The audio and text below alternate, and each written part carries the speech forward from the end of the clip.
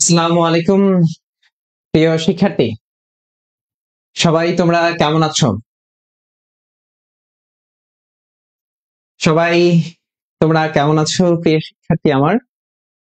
আজকের এই ক্লাস যে যেখান থেকে দেখছো সবাইকে অনেক অনেক শুভেচ্ছা অভিনন্দন আজকের এই ক্লাসে যুক্ত হওয়ার জন্য।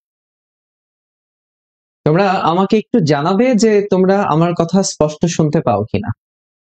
এবং আমরা যেমনটা বলেছিলাম, আমরা জগন্নাথ বিশ্ববিদ্যালয়ের জন্য ম্যারাথন একটি রিটেন ক্লাস নিব, যে রিটেন ক্লাস করলে তুমি সর্বোচ্চ নম্বর কমন পাবে রিটেনের জন্য।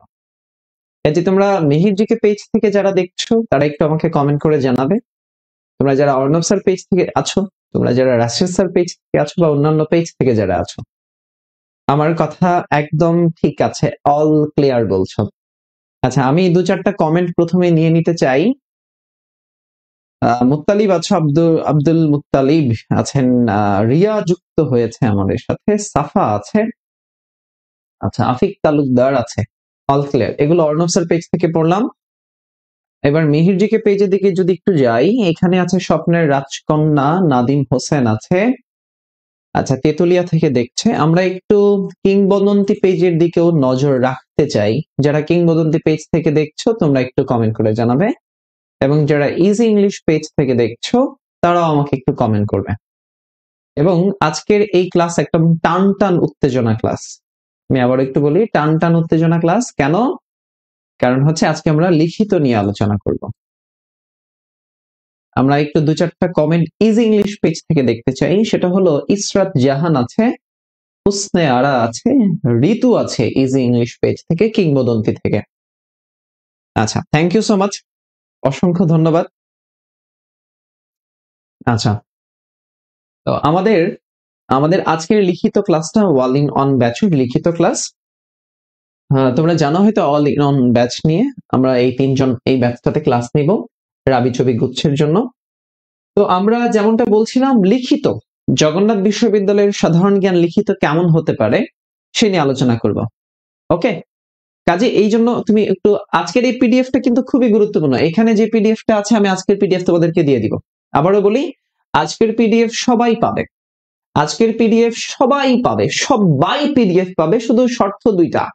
একটা শর্ত হচ্ছে প্রথম শর্ত হচ্ছে এই ক্লাসটা তোমার টাইমলাইনে শেয়ার করতে হবে।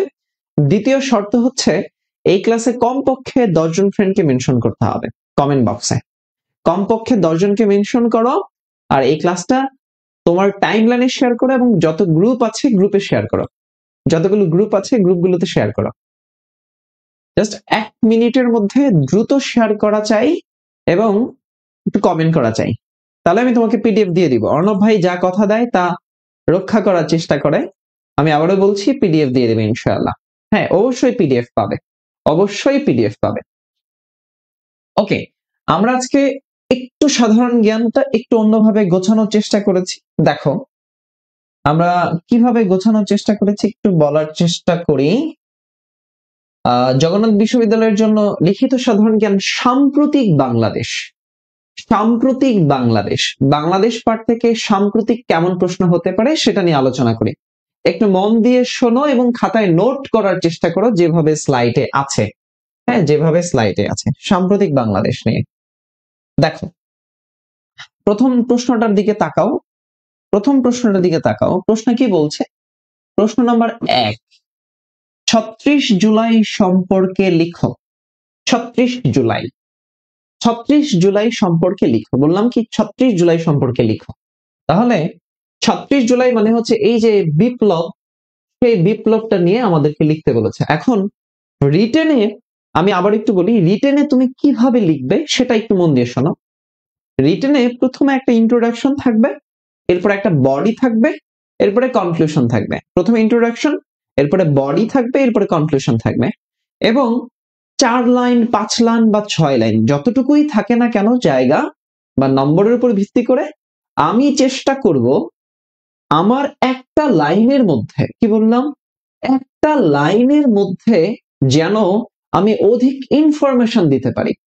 অর্থাৎ গোজামিল দিয়ে লিখবো না, এক লাইনের মধ্যে যেন আমি অধিক ইনফরমেশন দিতে পারি, সেটাই হচ্ছে আমার প্রধান। খেয়াল করো, তার মানে জুলাই বিপ্লব, তাহলে 36 জুলাই বলতে 2024 সালের 5 আগস্টকে নির্দেশ করে। তার মানে 36 জুলাই কাকে নির্দেশ করছে?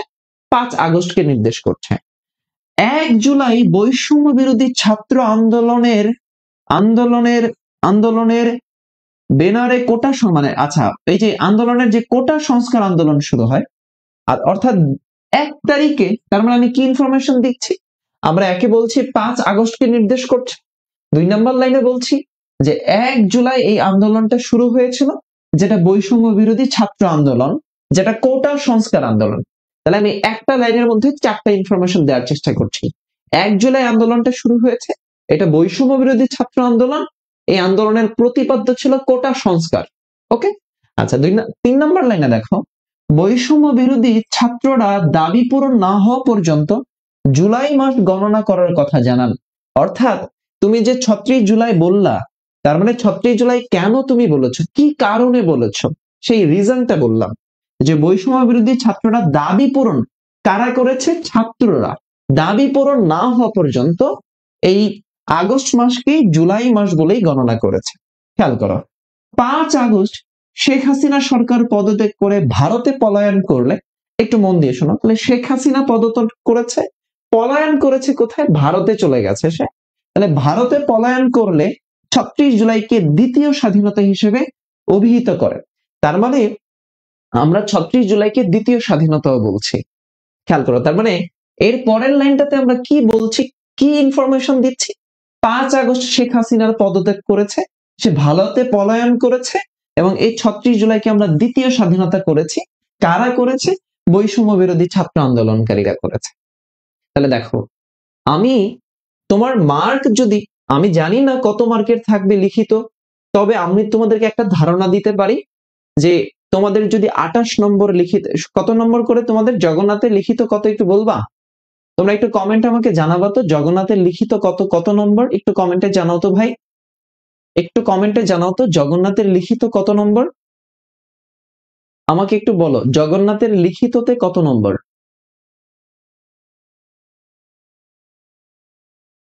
জগন্নাথের লিখিততে কত নম্বর একটু আমাকে কমেন্ট করে জানাও।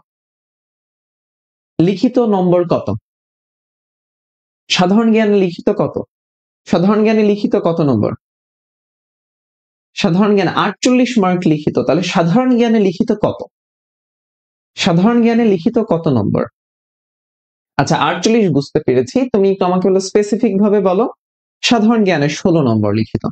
তাহলে 16 নম্বর যদি লিখিত হয়, আমরা দেখি নাই, কিছু বলে নাই তারা সার্কুলারে যে কত মার্ক এমসিকিউ দিবে, মানে কত মার্ক রিটেনের কিভাবে দিবে, ডিস্ট্রিবিউশনটা কেমন, কয়টা কোশ্চেন থাকবে, কিছুই বলে নাই। তাহলে যদি 16 নম্বর থাকে, তাহলে তুমি ধরে নিতে পারো এমন একটা প্রশ্ন হতে পারে যেখানে যেখানে 6 নম্বরের কোন একটা লিখিত থাকতে পারে, একটা প্রশ্ন থাকতে পারে 6 নম্বর লিখিত, অথবা এবং এর সাথে 10টা সংক্ষিপ্ত এমসিকিউ লিখিত দিয়ে দিতে পারে। আমি আজকে দেখাবো। একটা টাইপ হতে পারে এরকম, এটা হলো টাইপ 1, এটা হলো টাইপ 1, একটা প্রশ্ন 6 নম্বরের দিতে পারে, আর 10টা প্রশ্ন ফাঁকা ফাঁকা করে এমসিকিউর মতো করে লিখতে হতে পারে, মানে এমসিকিউ প্রশ্ন লিখিত আর কি, দেখাবো। এটা একটা টাইপ। আরেকটা টাইপ হতে পারে, টাইপ 2 হতে পারে এরকম যে যে তোমার 5-5-10, 5-5-10, 5-5-10, 5-5-10 করে 5 into 2, 10 করে 2টা লিখিত প্রশ্ন হতে পারে, 2টা লিখিত হতে পারে, আর 6টা মানে এক লাইনে সংক্ষিপ্ত প্রশ্ন হতে পারে, এক লাইনে সংক্ষিপ্ত হতে পারে। এটা হলো টাইপ 3 মানে 2।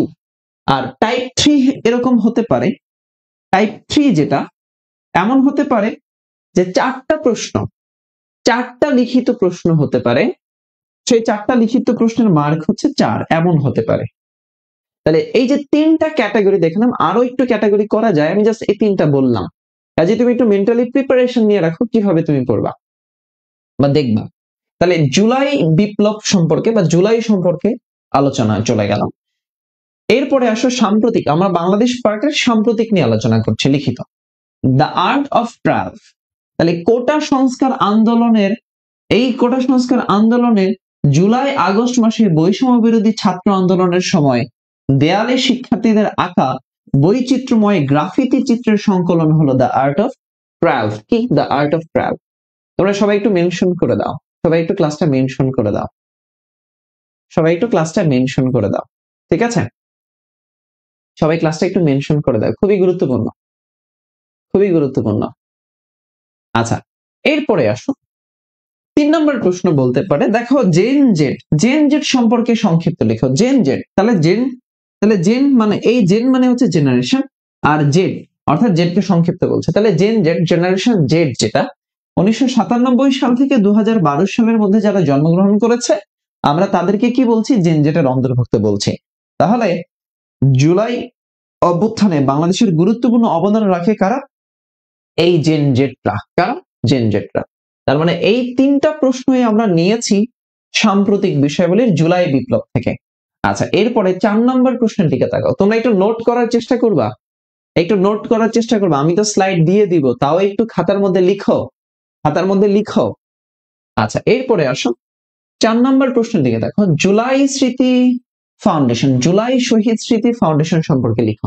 তোমাকে এমনও বলে দিতে পারে যে এই জুলাই স্মৃতি সম্পর্কে 4 লাইনে লিখো, 5 লাইনে লিখো, 6 লাইনে লিখো, এরকম লাইন মেনশন করে দিয়ে দিতে পারে। তাহলে 10 সেপ্টেম্বর, একটু বোঝো, 10 সেপ্টেম্বর সমাজ সেবা অধিদপ্তর, আমি তাহলে কি ইনফরমেশন দিলাম? তারিখ দিলাম। এরপরে কোন মন্ত্রণালয় সেই ইনফরমেশনটা দিলাম। তাহলে 10 সেপ্টেম্বর 2024 সালে সমাজসেবা অধিদপ্তর ছাত্র জনতার অভ্যুত্থানে শহীদদের স্মরণে গঠন করে। তাহলে জুলাই স্মৃতি ফাউন্ডেশনটা কে গঠন করলো? সমাজসেবা অধিদপ্তর। কবে করলো? 10 সেপ্টেম্বর। তার মানে আমার প্রথম ইনফরমেশন দেওয়া শেষ। সেকেন্ড ইনফরমেশনে আসো। কার্যনির্বাহী পরিষদের সদস্য হয় 21 জন। সেকেন্ড লাইনে ইনফরমেশন দিলাম মোট কতজন এখানে আছে। থার্ড লাইনে আসো। সভাপতি ডক্টর মোহাম্মদ ইউনুস, তাহলে এটার সভাপতি কে? ডক্টর মোহাম্মদ ইউনুস হয়েছে। এরপরে এবং সাধারণ সম্পাদক সার্জিস আলম, যিনি ছিলেন সমন্বয়ক। আচ্ছা, এরপরে চতুর্থ লাইনে প্রধান নির্বাহী কর্মকর্তা মীর মাহবুর রহমান স্নিগ্ধ, ওই যে মুগ্ধর ভাই স্নিগ্ধ যে। তার মানে তুমি এখানে যদি বলো আবার, ধরো শহীদ স্মৃতি ফাউন্ডেশনে আবার যদি গিয়ে বলো জুলাই আন্দোলন, গণ অভ্যুত্থান, অনেক কিছু হয়েছে, এগুলো লিখে এরপরে এগুলোতে আসলে মার্ক পাবা। তোমাকে লিখতে হবে টু দা পয়েন্ট। কি লিখতে হবে? টু দা পয়েন্টে লিখতে হবে। অর্থাৎ এটা কি, কারা গঠন করেছে, কবে গঠিত হয়েছে, কেন হয়েছে, জড়িত ব্যক্তি কারা। আচ্ছা, এই যে ফয়সাল আহমেদ বলছে পাস মার্ক কত। আপনি একটু বের হয়ে যান ক্লাস থেকে, বারবার একই কমেন্ট করবেন না। আর অ্যাডমিন থাকলে একটু বের করে দাও তো, বারবার এরকম নেগেটিভ কমেন্ট যারা করে, একটা কমেন্ট একবার করবেন, বারবার কমেন্ট করবেন না, ঠিক আছে? তাহলে ফেসবুক আপনাকেই মানে দিবে। আচ্ছা, এরপরে 5 নম্বর প্রশ্নের দিকে তাকাও। সামাজিক ব্যবসা সম্পর্কে লিখ। তাহলে দেখো জুলাই বিপ্লব এর পরবর্তী সময়টাতে ডক্টর মোহাম্মদ ইউনুস ক্ষমতায় আসলেন। তার মানে ইউনুসের সাথে এই বছরে অনেকগুলো প্রশ্ন হয়েছে। তার মানে পরের প্রশ্নটা আমরা সামাজিক ব্যবসা থেকে দিয়েছি, অর্থাৎ ওই যে গ্রামীণ ব্যাংক, সামাজিক ব্যবসার উদ্যোক্তা কে? ডক্টর মোহাম্মদ ইউনুস। একটু খেয়াল করো, মন দাও। ব্যক্তিগত লাভের আশা ছাড়াই, ব্যক্তিগত লাভের আশা মানে কি? নিজের স্বার্থ। হ্যাঁ, ব্যক্তিগত লাভের আশা ছাড়াই বিনিয়োগকারী সামাজিক সমস্যার সমাধানের উদ্দেশ্যে যে বিনিয়োগ করেন তাকে সামাজিক ব্যবসা বলে।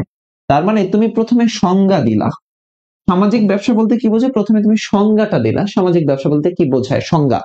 এরপরে সামাজিক ব্যবসার বৈশিষ্ট্য, এরপরে তুমি বৈশিষ্ট্য দিলা।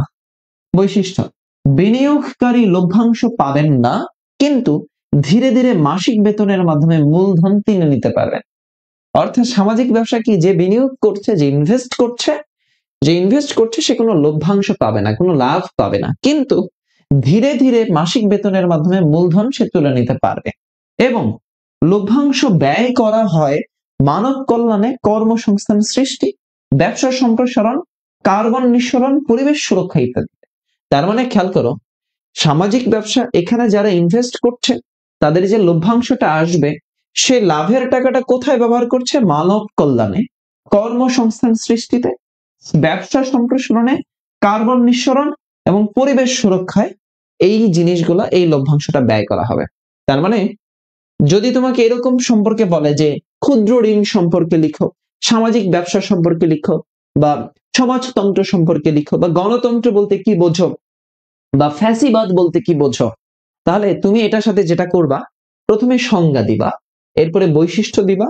যদি ওই টপিকের সাথে যদি কোনো জড়িত ব্যক্তি থাকে, বিশেষ ব্যক্তি, আলোচিত ব্যক্তি, গুরুত্বপূর্ণ ব্যক্তি বা জনক থাকে, তাহলে লিখে দিবা এটার জনক এটা। এখানে তুমি চাইলে ডক্টর মোহাম্মদ ইউনূসের কথা লিখে দিতে পারো, যে সামাজিক ব্যবসা বলে, বৈশিষ্ট্য এটা, এটা করে। এরপর চাইলে তুমি আরো 2-4 লাইন লিখে দিতে পারো, বাংলাদেশের সামাজিক ব্যবসার প্রবর্তক বা উদ্ভাবক বা জনক ডক্টর মোহাম্মদ ইউনূস, এভাবে লিখে দিতে পারো। ওকে, আমাকে একটু বলবা কোশ্চেন 5 পর্যন্ত ক্লিয়ার কিনা, প্রশ্ন 5 পর্যন্ত ক্লিয়ার কিনা, 5টা প্রশ্ন ক্লিয়ার কিনা, 5 পর্যন্ত ক্লিয়ার কিনা একটু আমাকে বলো। তোমাদের যত ফ্রেন্ড আছে যারা এই রিটেন নিয়ে ভয় পাচ্ছে, একটু তাদেরকে ডেকে নিয়ে আসো, মেনশন করো কোশ্চেন 5 পর্যন্ত ক্লিয়ার কিনা, প্রশ্ন 5 পর্যন্ত ক্লিয়ার হয়েছে কিনা। সবাই একটু কমেন্ট করো তো ভাই, প্রশ্ন 5। আজকে অনেক প্রশ্ন আছে, অনেক কিছু নিয়ে আলোচনা করবো, এবং তুমি লিখবা, তুমি আমার পিডিএফ এর আশায় বসে থেকো না, তুমি একটু নোট করার চেষ্টা করো আমি কোন কোন হেডিং গুলো বলছি, প্রত্যেকটা প্রশ্নের কি কি টপিক বলছি, মানে কিভাবে লিখলে ভালো হয়। আচ্ছা, তোমাদের বহুল প্রতীক্ষিত ক্লাস কিন্তু এটা, আজকের এই ক্লাস, অনেকে আমাকে বারবার অনুরোধ করেছো। আচ্ছা, এরপরে আসো 3-0 তত্ত্ব। এবছরে অনেক বেশি পরিমাণ 3-0 নিয়ে আলোচনা হয়েছে। 3-0 তত্ত্ব বলতে কি বোঝো, কি বোঝায় বা কি বোঝো তুমি। তার মানে 3-0 বা 3-0 তত্ত্ব একটা সামাজিক ও অর্থনৈতিক দৃষ্টিভঙ্গি, যা জলবায়ু পরিবর্তনের বিরূপ প্রভাব মোকাবেলা করে নতুন বিশ্ব গড়তে সাহায্য করবে। তার মানে একটা লাইনের মধ্যে তুমি 3 থেকে 4টা ইনফরমেশন দেওয়ার চেষ্টা করছো। কি বলছো যে 3-0 তত্ত্ব এটা একটা সামাজিক অর্থনৈতিক দৃষ্টিভঙ্গি, যেটা জলবায়ু পরিবর্তনের বিরূপ প্রভাব মোকাবেলা করে নতুন বিশ্ব গড়বে। তার মানে তুমি 4টা ইনফরমেশন দিলা। কি বললা হচ্ছে তুমি সামাজিক এবং অর্থনৈতিক দৃষ্টিভঙ্গি এটা, যেটার মাধ্যমে জলবায়ু পরিবর্তন করবে এবং একই সাথে যেটা নতুন বিশ্ব গড়বে। তার মানে তুমি সবসময় চেষ্টা করবা এক লাইনের মধ্যে অধিক ইনফরমেশন দেওয়ার। পরের লাইনটা বলছে 28 মে 2015 সালে সামাজিক ব্যবসা দিবস উদযাপনকালে ডক্টর মোহাম্মদ ইউনূস এই তথ্য দেন। তার মানে এই তথ্যটা কবে দেওয়া হয়েছে সেটা লিখেছ। এরপরে 2017 সালে এই ওয়ার্ল্ড অফ 3 জিরোস নামে তার একটি গ্রন্থ প্রকাশিত হয়। তার মানে এই তথ্যের সাথে যে গ্রন্থটা দিলা। এবার আসো 3-0টা তাহলে এবার কি। তার মানে আগে বেসিক কিছু কথাবার্তা বলেছ, 3-0 কে দিয়েছে, কোথায় দিয়েছে, এটা কি করে, এটা বললা। এবার এই 3-0 মূলত বিষয়টা কি সেটা নিয়ে লিখো। 3-0টা কি, এটা একটা শূন্য দারিদ্র, জিরো প্রভার্টি। তুমি যদি পারো তাহলে এই যে এইভাবে একটু লিখবা। তুমি যখন লিখবা, যদিও জায়গা খুবই কম, তবে ছোট জায়গার মধ্যে এইভাবে একটু লিখবা। শূন্য দারিদ্র, ব্রেকেটে তুমি একটু জিরো প্রভার্টি লিখে দাও। শূন্য বেকারত্ব, ব্রেকেটে একটু লিখো আনএমপ্লয়মেন্ট। শূন্য নিট কার্বন নিঃসরণ, জিরো নিট কার্বন ইমিশন লিখে দাও। তার মানে হবে কি, তোমার লেখাটা ইনফরমেটিভ হবে। যিনি প্রশ্নকর্তা বা যিনি খাতা দেখবেন, তিনি ভাববেন তুমি বিষয়টা জানো। আচ্ছা, এরপরে আসো, তাহলে এই 3-0 পরিকল্পনা অর্জনের 4টি জিনিসের প্রয়োজন আছে। অর্থাৎ এই 3-0 করতে হলে আমার 4টা জিনিস লাগবে। কি কি? তরুণদের শক্তি এবং সৃজনশীলতাকে কাজে লাগানো, অর্থাৎ তারুণ্যের প্রতি এখানে একটা তারুণ্য আসবে, তরুণ আসবে। প্রযুক্তির শক্তি ব্যবহার, অর্থাৎ আমরা এআই প্রযুক্তির দেশ, এবং আমরা এখন হচ্ছে মানে শিল্প বিপ্লব তো অনেকগুলো হলো, চতুর্থ শিল্প বিপ্লবের সময়।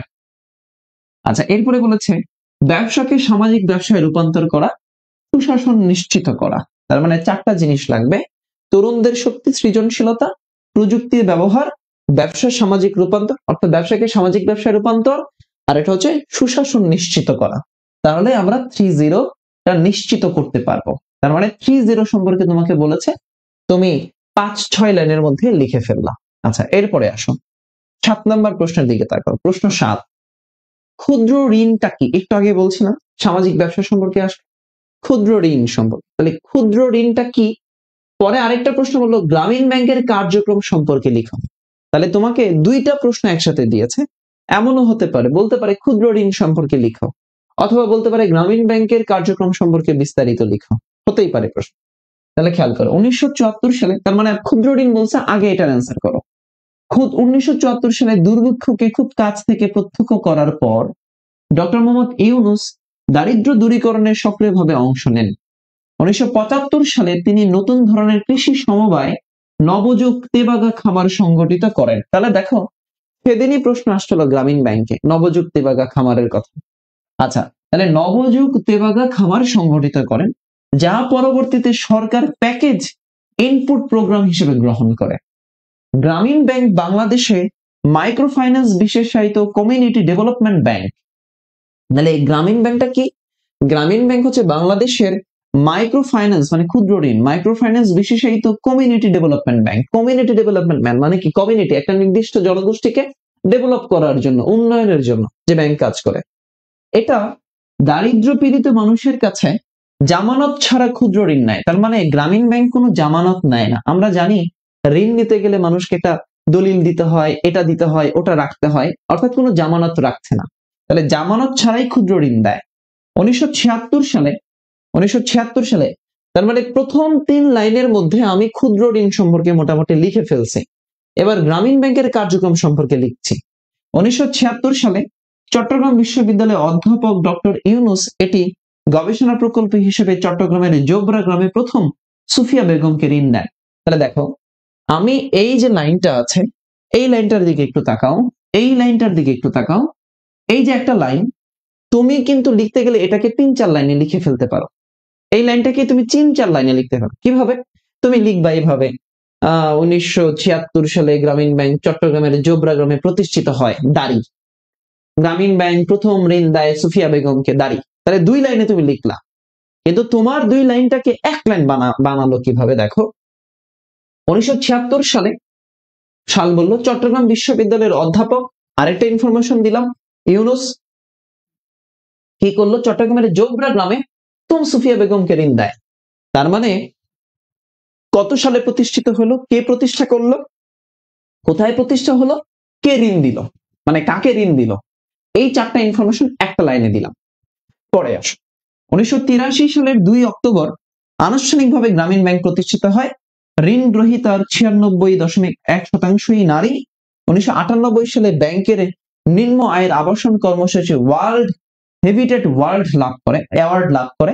2006 সালে গ্রামীণ ব্যাংক এবং ডক্টর মোহাম্মদ ইউনূস যৌথভাবে শান্তিতে নোবেল পুরস্কার লাভ করে। তার মানে তুমি এই প্রশ্নটা যদি দেখো, এই প্রশ্নের ক্যাটাগরি চিন্তা করো। প্রথমে তুমি সূচনা করলা ক্ষুদ্র ঋণটা কি, এরপরে গ্রামীণ ব্যাংকের প্রতিষ্ঠা তুমি নিয়ে আলোচনা করলা, এরপরে গ্রামীণ ব্যাংকের সাথে জড়িত ব্যক্তিটা নিয়ে আলোচনা করলা, এবং সেই ঋণটা নেয় কে তাকে নিয়ে বললা। এরপরে তুমি এখানে দেখো একটা জিনিস দিয়েছো, এটা খুবই ইম্পর্টেন্ট, এই জিনিসটা খুবই ইম্পর্টেন্ট। সেটা কি? তুমি একটা রেশিও দেখাইছো, অর্থাৎ তুমি একটা সমীক্ষা দেখিয়েছো। এটা কোনো প্রশ্নের জন্য সবচেয়ে গুরুত্বপূর্ণ। যখন তুমি কোনো সমীক্ষা দেখাবা, কোনো রেশিও দেখাবা, কোনো শতাংশ দেখাবা, কোনো পার্সেন্টেজ দেখাবা, তখন তোমার লেখার মানটা আরো অনেক বেড়ে যায়। সো এটা করার চেষ্টা করবা। তার মানে পার্সেন্টেজ দিয়ে আমি একটু লেখার মানটা বাড়ায় দিলাম, তুমি একটা পার্সেন্টেজ ব্যবহার করলা। এরপরে লাস্টে তুমি কনক্লুশন টানলা কিভাবে? যে এই গ্রামীণ ব্যাংক করার ফলে সে কি রিওয়ার্ড পেয়েছে, কি অ্যাওয়ার্ড পেয়েছে, অর্থাৎ উপসংহারটা হলো ভালো কিছু কি গেইন করতে পারছে সে। ওকে, প্রশ্ন নাম্বার 7 চলে গেল। এবার আসো প্রশ্ন 8। প্রশ্ন নাম্বার 8 এর দিকে দেখো। প্রশ্ন 8 বলছে, বাংলাদেশের দীর্ঘমেয়াদী পরিকল্পনা বদ্বীপ পরিকল্পনা 2100 বা ডেল্টা প্ল্যান 2100 সম্পর্কে লিখো। ডেল্টা প্ল্যান নিয়ে অসংখ্যবার প্রশ্ন হয়েছে। ডেল্টা প্ল্যান আবারও এক নজরে একটু ডেল্টা প্ল্যান নিয়ে আলোচনা করে দিতে চাই। স্যার পিডিএফ দেন, অনেক হেল্পফুল হব, আমাকে একটু লেট করছে ক্লাসে জয়েন। আচ্ছা কোনো সমস্যা নাই, আমরা পিডিএফ দিয়ে দিব, আল্লাহ ভরসা। পিডিএফ দিয়ে দিব, মেহেরজিকে পেজ থেকে যারা আছো তাদেরকেও বলছি দিয়ে দিব। এবং তোমরা তোমরা এই পিডিএফ তো দিবই, একই সাথে তোমরা ফাইনাল সাজেশন যারা সংগ্রহ করেছো, তোমাদের জন্য বলি, তুমি ফাইনাল সাজেশনের পিছনে চলে যাও। ফাইনাল সাজেশনের পিছনে চলে গেলে একদম শেষে চলে যাও। শেষে চলে গেলেই তুমি দেখবা যে সেখানে লিখিত অংশটা দেয়া আছে। অর্থাৎ আমি প্রথম ধাপে যে প্রশ্নগুলো আলোচনা করছি এগুলো ফাইনাল সাজেশনে আছে। তুমি একটু জাস্ট দাগ দিয়ে রাখো যে ভাইয়া যে কথাগুলো বলছে। ফাইনাল সাজেশন যাদের কাছে আছে ইনশাআল্লাহ, আর এরপরে আমি পিডিএফ দিয়ে দিব ইনশাআল্লাহ। আর তুমি রাবি জবি গুচ্ছের জন্য ফাইনাল সাজেশনটা ভালো করে পড়লেই হবে, কোনো সমস্যা নেই। খেয়াল করো, বদ্বীপ পরিকল্পনা ডেল্টা প্ল্যান নিয়ে বলি। তাহলে বদ্বীপ পরিকল্পনা 2100টা কি? এটা একটা দীর্ঘমেয়াদী সমন্বিত সামষ্টিক পরিকল্পনা যা পানি সম্পদ ব্যবস্থাপনা, একটু খেয়াল করো, পানি সম্পদ ব্যবস্থাপনা, জলবায়ু পরিবর্তন, পরিবেশগত চ্যালেঞ্জ, খেয়াল করো একটু মন দেও। তাহলে খেয়াল করো ডেল্টা প্ল্যানটা কি বলছে, ডেল্টা প্ল্যানটা বলছে কি যে এটা একটা পানি সম্পদ ব্যবস্থাপনা, জলবায়ু পরিবর্তন এবং পরিবেশগত চ্যালেঞ্জ যেগুলো আছে আমরা যেগুলো সবসময় করি সেগুলোকে বিবেচনা করে বাংলাদেশের উন্নয়নে সহায়তার জন্য প্রণয়ন করা একটি পরিকল্পনা, অর্থাৎ এটা বাংলাদেশের উন্নয়নের জন্য একটা পরিকল্পনা, এই ডেল্টা প্ল্যান। আচ্ছা, এরপরে তাকাই, আমি একটু জুম আউট করে দিব কি, দেখো তো দেখতে পাচ্ছ কিনা সবাই, সবাই কি দেখতে পাচ্ছ? সবাই কি দেখতে পাচ্ছ? ওকে, সবাই দেখতে পাচ্ছে। আচ্ছা দেখো, আচ্ছা এরপরে আসো 2018 সালের 4 সেপ্টেম্বর জাতীয় অর্থনৈতিক পরিষদ, জাতীয় অর্থনৈতিক পরিষদের সভায়, জাতীয় অর্থনৈতিক পরিষদ সভায় অর্থাৎ আমরা একনেক করেছি না, তাহলে এই নেকের সভায় কি বলেছে, বদ্বীপ পরিকল্পনা 2100 অনুমোদিত হয়। অর্থাৎ এটা কোথায়, বদ্বীপ পরিকল্পনাটা কি, কোথায় অনুমোদন হয়েছে? পরিকল্পনাটি নেদারল্যান্ডের ডেল্টা প্ল্যানের আদলে। তাহলে এটা কোন দেশের আদলে এটা করা হয়েছে এবং এর ব্যয় কত কোটি টাকা, এবং এটা এই পরিকল্পনার যে হটস্পট বা এটা বাস্তবায়ন করতে কি কি অ্যাকশন নিতে হবে সেই অ্যাকশন গুলোর কথা বলা আছে। তার মানে খেয়াল করো একটু মন দাও।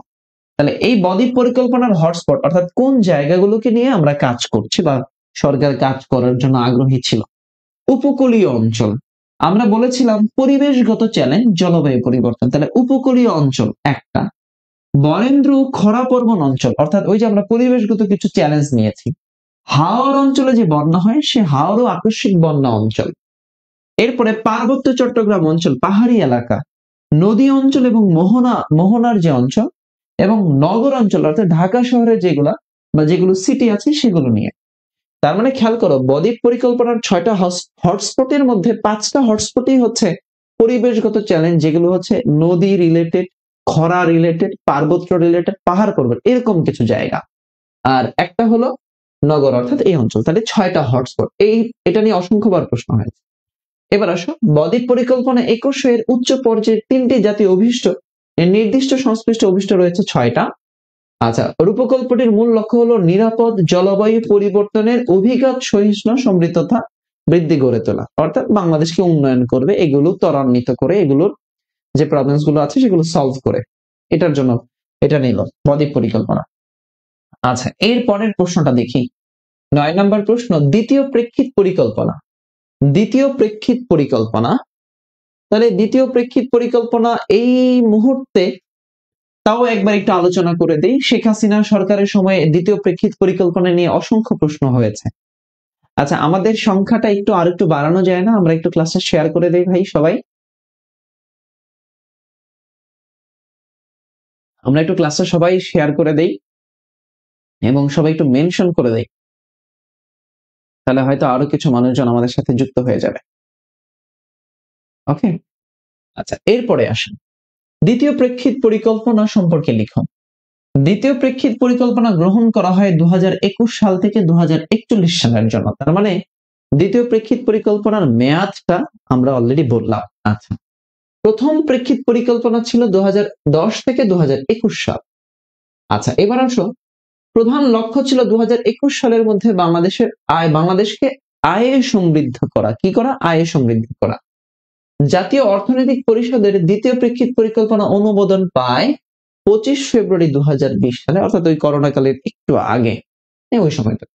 প্রেক্ষিত পরিকল্পনার উদ্দেশ্যগুলো হলো চরম দারিদ্র্য দূরীকরণ, সুশাসন নিশ্চিত, আরো সুসংগত করা, বাংলাদেশকে আধুনিক বিশ্বের দেশ হিসেবে গড়ে তোলা।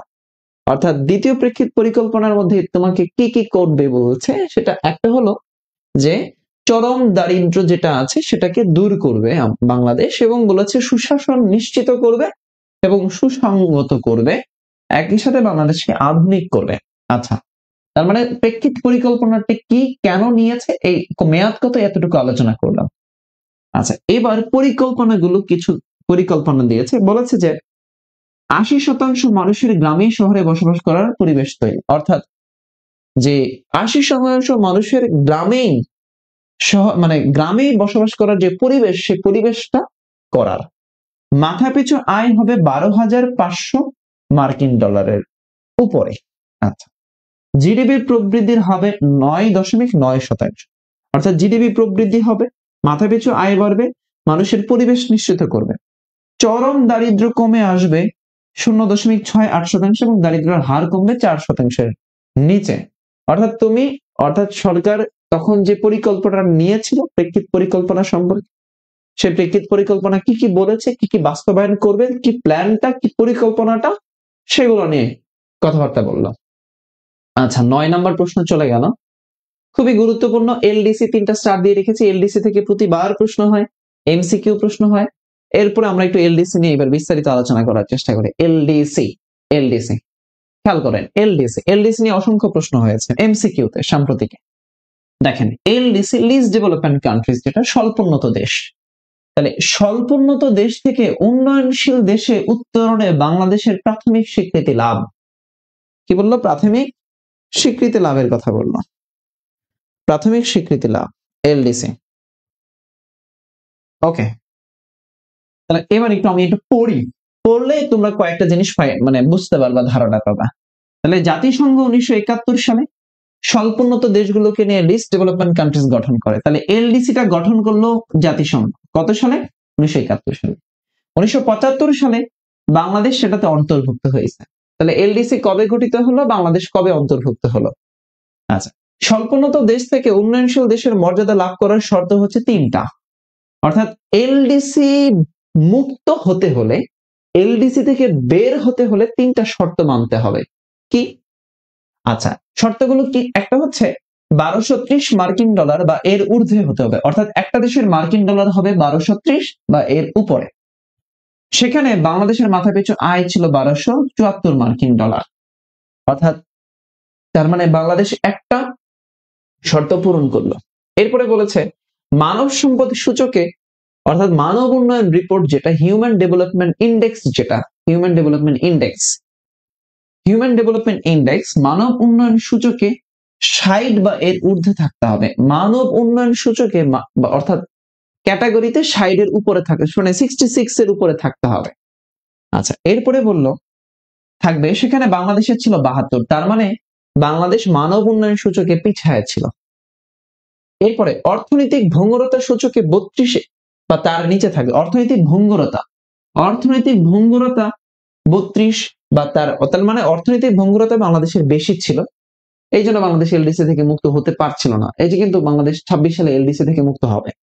তাহলে অর্থনৈতিক ভঙ্গুরতা এর নিচে থাকবে, তার মানে সেখানে বাংলাদেশের ছিল 25.2%। তাহলে বাংলাদেশ এই 3টা শর্তে সফলতা দেখিয়েছে। আচ্ছা, তারপরে দেখো committee of development policy, CDP, committee of development policy CDP 2018 সালের 16 মার্চ স্বল্পোন্নত দেশ থেকে উত্তরণের জন্য বাংলাদেশে 3টি শর্ত পূরণ করায় প্রাথমিক যোগ্য বলে ঘোষণা করে। আচ্ছা, এরপরে দেখো কি বলতেছে, এরপরে কথাবার্তা বললো 2024 সালে বাংলাদেশ আনুষ্ঠানিকভাবে এলডিসি থেকে উন্নয়নশীলের মর্যাদা লাভ করে। তাহলে এলডিসি থেকে বাংলাদেশ উন্নয়নশীল দেশের মর্যাদা লাভ করেছে 2024 সালে। এবার আসেন, বাংলাদেশ যদি এলডিসি থেকে বের হয়, বাংলাদেশ এলডিসি হতে মুক্ত হতে হলে 3টা সুবিধা পাবে না। অর্থাৎ এলডিসি থেকে বাংলাদেশ মুক্ত যে হবে, এই মুক্ত হওয়ার ফলে বাংলাদেশ কয়টা সুবিধা পাবে না? 3টা সুবিধা পাবে না। কি? একটা হচ্ছে জিএসপি সুবিধা, GSP generalised system of preference, এই সুবিধা পাবে না। সহজ শর্তে বাংলাদেশ যে ঋণ নেয়, সেই ঋণ আর পাবে না। আর এটা হলো কপিরাইট। তাহলে জিএসপি সুবিধা, সহজ শর্তে ঋণ, আর হচ্ছে কপিরাইট, এই 3টা সুবিধা বাংলাদেশ পাবে না। আচ্ছা, জগন্নাথের জন্য আমরা সাম্প্রতিক যে লিখিতটা ছিল, আমরা প্রায় সাম্প্রতিক থেকে আসার মতো এরকম 10টা প্রশ্ন তোমাদের ধারণা দিলাম, যে সাম্প্রতিক থেকে জগন্নাথে জগন্নাথে বা সাস্ট বলো বা যেটা হোয়াট এভার, যেখানে যেখানে লিখিত আছে কেমন লিখিত হতে পারে একটা গাইডলাইন বা একটা ধারণা দিলাম, এবং সে লিখিতর ধরনটা কেমন হতে পারে। বলো আমাকে একটু বলবা যে কনসেপ্ট গুলো ক্লিয়ার হয়েছে কিনা, কনসেপ্ট গুলো ক্লিয়ার হয়েছে কিনা।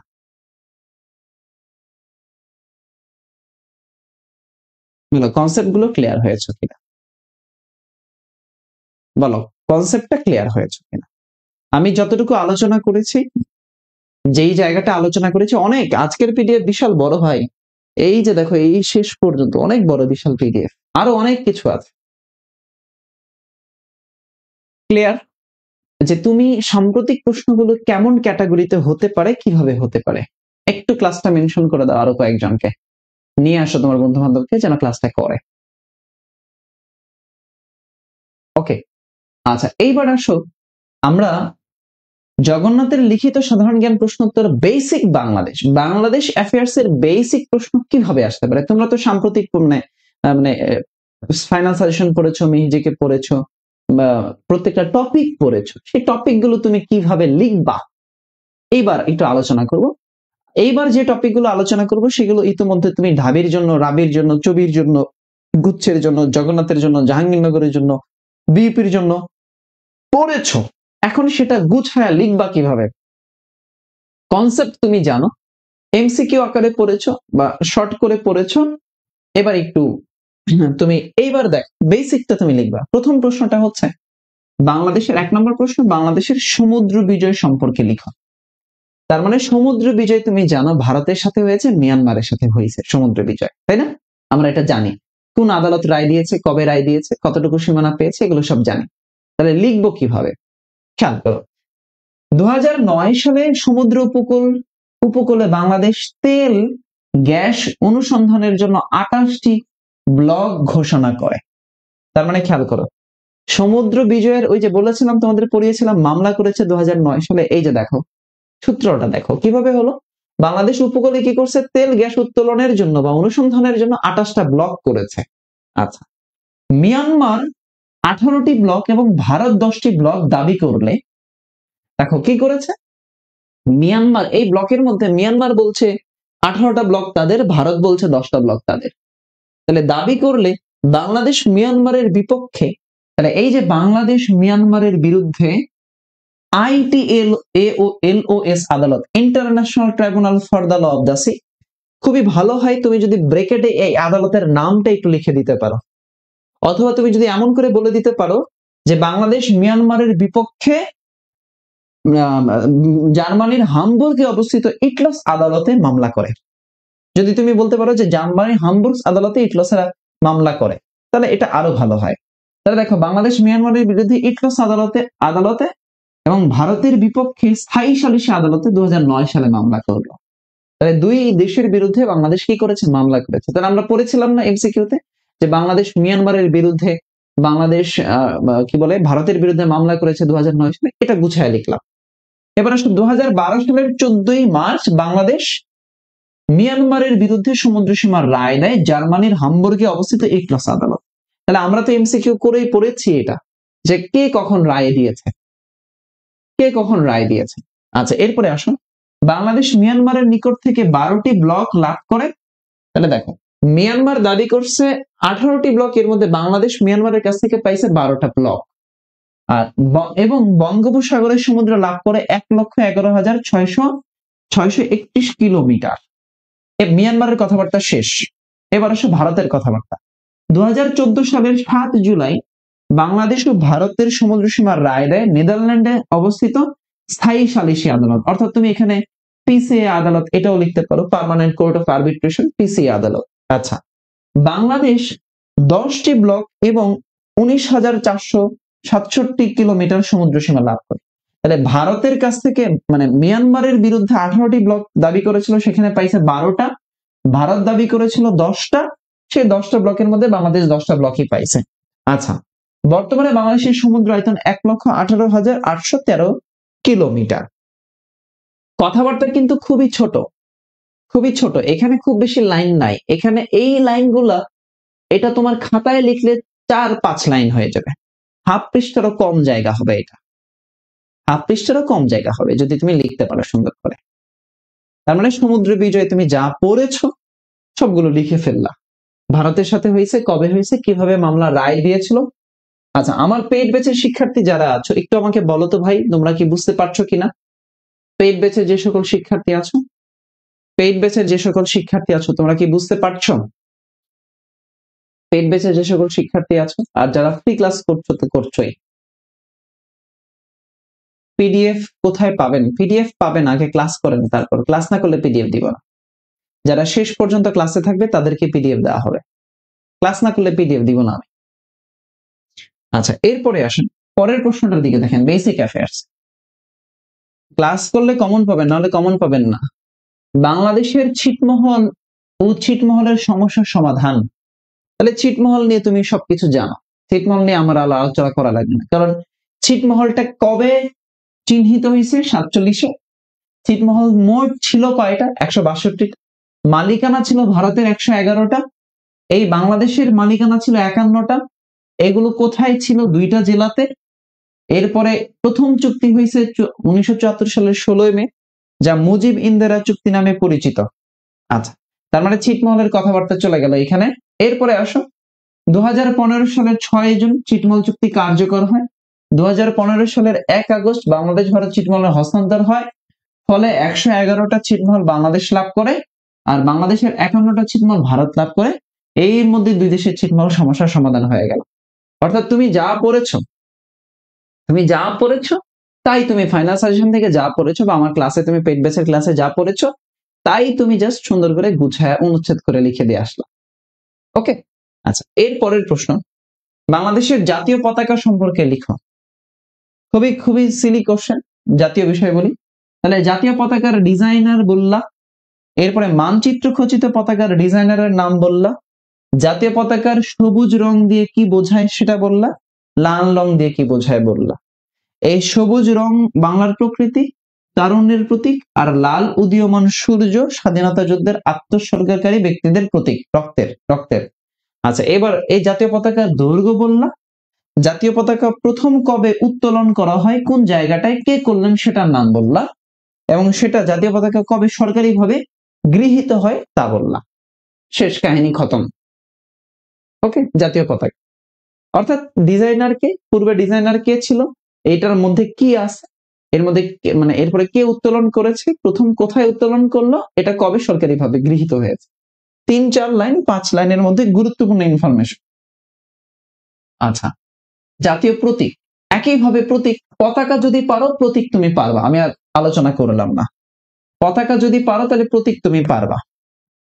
প্রতীকের বর্ণনার মধ্যে কি আছে লিখে দিবা। জাতীয় স্মৃতিসৌধ, একটা পারলে বাকি সব পারবা। জাতীয় স্মৃতিসৌধের অবস্থান কোথায়? শহীদদের স্মরণে এটা করা হয়েছে, ঢাকার অদূরে সাভারের নবীনগরে আছে। এর স্থপতির নাম বলে দিলাম। এটা 1972 সালের 16 ডিসেম্বর বঙ্গবন্ধু শেখ মুজিবুর রহমান উদ্বোধন করলেন। কাজে এখন একটু উদ্বোধন কে করছে এগুলো না লিখলে হবে, কত সালে উদ্বোধন হয়েছে এতটুকু লিখলা। আচ্ছা, এরপরে তুমি লিখলা এটার উচ্চতা কত ফুট কত মিটার। আচ্ছা, এটার আরেকটা নাম সম্মিলিত প্রয়াস লিখে দিলা। এটার 7টা ফলক দিয়ে ইতিহাসের 7টা ইতিহাস পর্যায়কে বোঝায়। 52 ভাষা আন্দোলন, 54 যুক্তফ্রন্ট, 56 হচ্ছে শাসনতান্ত্রিক আন্দোলন, 62 শিক্ষা আন্দোলন, 66 6 দফা, 69 গণ অভ্যুত্থান, 70 মহান মুক্তিযুদ্ধ লিখলা। ওকে, অর্থাৎ এইটা 3টা ক্যাটাগরি কোশ্চেন, মানে একই ক্যাটাগরি 3টা প্রশ্ন, 6 নাম্বার কোশ্চেনের দিকে যাব। 6 নাম্বার কোশ্চেন, বাংলাদেশের জাতীয় সঙ্গীত সম্পর্কে লিখো। বাংলাদেশের জাতীয় সঙ্গীত মানে, তাহলে এমনও বলতে পারে বাংলাদেশের জাতীয় সঙ্গীত আমাদেরকে, তরুণকে কিভাবে উজ্জীবিত করে, বা জাতীয় সঙ্গীত ভূমিকা, মুখ্য, যে কোনো কিছু বলতে পারে। আচ্ছা, এরপর তাহলে জাতীয় সঙ্গীত নিয়ে তুমি কি লিখবা। এটা কবে রচিত হয়েছে, এটা কে রচনা করেছে, এটা প্রথমে কি ছিল। তাহলে এটা প্রথম রচনা করছে রবীন্দ্রনাথ, এটা কবিতা ছিল 25 লাইন। এটা কোথায় প্রকাশিত হয়েছে, এটা কোন কাব্যগ্রন্থ থেকে নেওয়া হয়েছে, এটা বাংলাদেশ কত লাইন নিয়েছে, রাষ্ট্রীয় অনুষ্ঠানে কত লাইন বাজানো হয়, এরপরে তোমার এটা কি বলে, এটা সরকারিভাবে কবে গৃহীত হয়, এই কথাবার্তাগুলা। খুব বেশি কঠিন কিছু না। ওকে, আসো আরো গুরুত্বপূর্ণ কিছু জিনিস আছে আমাদের, এগুলো তো বেসিক দিয়ে শুরু করলাম, আরো গুরুত্বপূর্ণ কথাবার্তা আছে। ওকে, বাংলাদেশের প্রথম ডিজিটাল আইল্যান্ড সম্পর্কে লিখো। ডিজিটাল আইল্যান্ড নিয়ে এমসিকিউ তে অসংখ্যবার প্রশ্ন আসছে। বাংলাদেশের একমাত্র পাহাড়ি দ্বীপ, অনেকবার প্রশ্ন আসছে, বাংলাদেশের একমাত্র পাহাড়ি দ্বীপ কোনটি, বাংলাদেশের একমাত্র পাহাড়ি দ্বীপ কোনটি, আসছে না মহেশখালী ডিজিটাল আইল্যান্ড।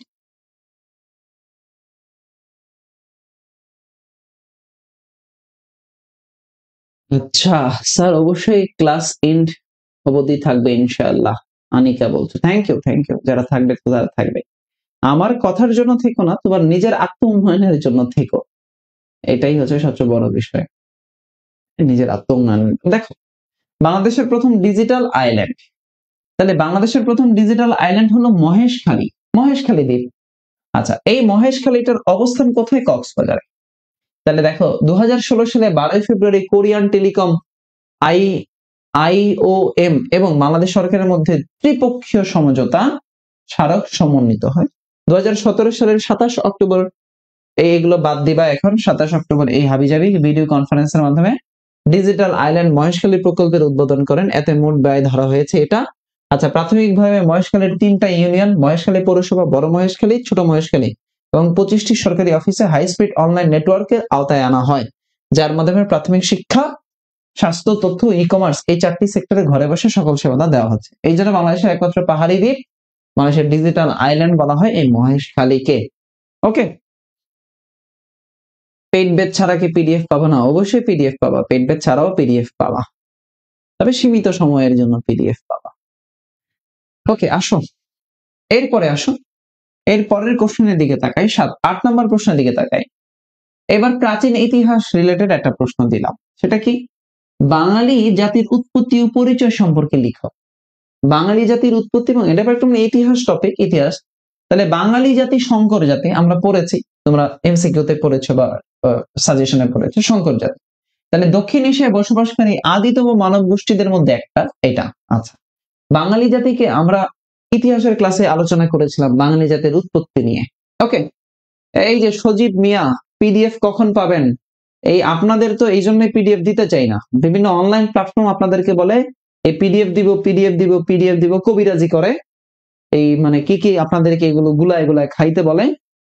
পিডিএফ এর নেশায় মগ্ন থাকতেছেন কেন ভাই?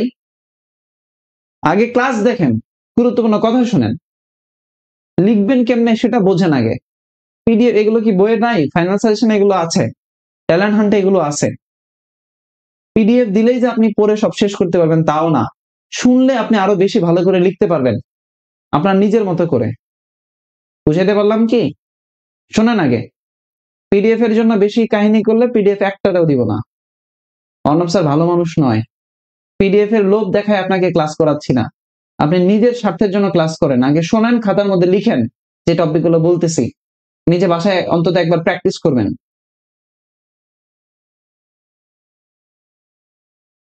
তাহলে দেখেন, সমগ্র বাঙালি জনগোষ্ঠীকে 2টা ভাগে আমরা ভাগ করতে পারি, তার মানে এটা এমসিকিউ তে আমরা পড়ে ফেলেছি, বাঙালি জাতিগোষ্ঠী।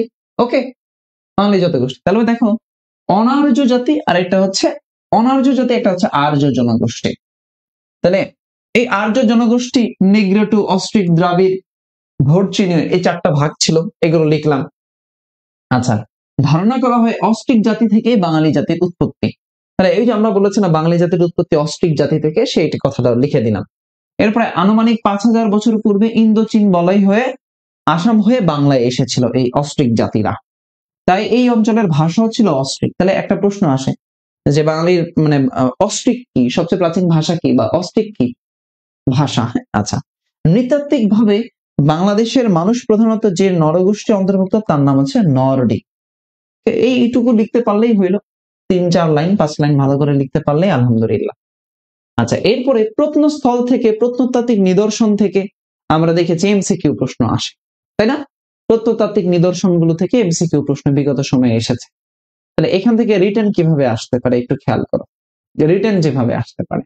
দেখো বলছে, কি প্রশ্ন বলেছে, যে ওয়ারি বটেশ্বর প্রত্নস্থলের গুরুত্ব আলোচনা করো। দেখো জগন্নাথ বিশ্ববিদ্যালয়ের, এইটা জগন্নাথ বিশ্ববিদ্যালয়ের লিখিত পরীক্ষা 2018-19 এসছে, জগন্নাথ বিশ্ববিদ্যালয়ের লিখিত প্রশ্ন 18-19 সালে এসেছে এটা, ওয়ারি বটেশ্বর নিয়ে।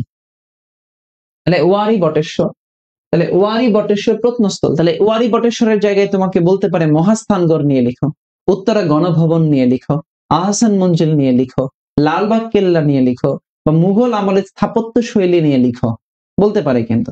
অর্থাৎ প্রত্নতাত্ত্বিক নিদর্শন নিয়ে কিন্তু যে কোনো ধরনের প্রশ্ন হতে পারে। তাজমহল, হ্যাঁ, সম্রাট শাহজাহানের নির্মিত তাজমহল নিয়ে লিখো, বলতে পারে। অথবা আকবরের কীর্তিগুলো সম্পর্কে লিখো, এরকম বলে দিতে পারে। অথবা বলতে পারে যে কি বলে, মেসোপটেমীয় সভ্যতা নিয়ে লিখো, অথবা মিশরীয় সভ্যতার অবদান সম্পর্কে আলোচনা করো, বলে দিতে পারে। অর্থাৎ নিদর্শন নিয়ে যে কোনো কিছুই তোমাকে প্রশ্ন দিতে পারে, যেগুলো তুমি অলরেডি পড়েছো ইতিমধ্যে। ওকে, দেখো ওয়ারি বটেশ্বর তাহলে কিভাবে লিখবা। ওয়ারি বটেশ্বর প্রত্নস্থলের আবদ্ধ, তাহলে ওয়ারি বটেশ্বরটা কোথায়, অবস্থান বলবা। তাহলে এটা ঢাকা থেকে 70 কিলোমিটার উত্তর পূর্বে নরসিংদী, বেলাব ও শিবপুর উপজেলার মধ্যে অবস্থিত একটা প্রত্নতাত্ত্বিক নিদর্শন। বিশেষজ্ঞদের মধ্যে এটা 450 অব্দে গড়ে উঠছিল ওয়ারি বটেশ্বর। এরপরে ডক্টর সুফি মুস্তাফিজুর রহমান, যিনি জাহাঙ্গীরনগর বিশ্ববিদ্যালয়ের অধ্যাপক, প্রত্নতত্ত্ব বিভাগের অধীনে তিনি এটা আবিষ্কার করেন 2004 সালে। তাহলে এখানে 18 মিটার, আচ্ছা এগুলো না লিখলেও হবে, সমস্যা নাই, শুধু এতটুকু, ডক্টর সুফি রহমানের মতে এটা একটা সমৃদ্ধ সুপরিকল্পিত প্রাচীন বাণিজ্য কেন্দ্র। 2500 বছরের প্রাচীন দুর্গ, নগর, বন্দর, রাস্তা, পোড়ামাটির ফলক, মূল্যবান পাথর, কাচের পুঁথি, মুদ্রা ভান্ডার সহ উপমহাদেশের শাপাঙ্কিত রৌপ্য মুদ্রা আবিষ্কৃত হয়েছে।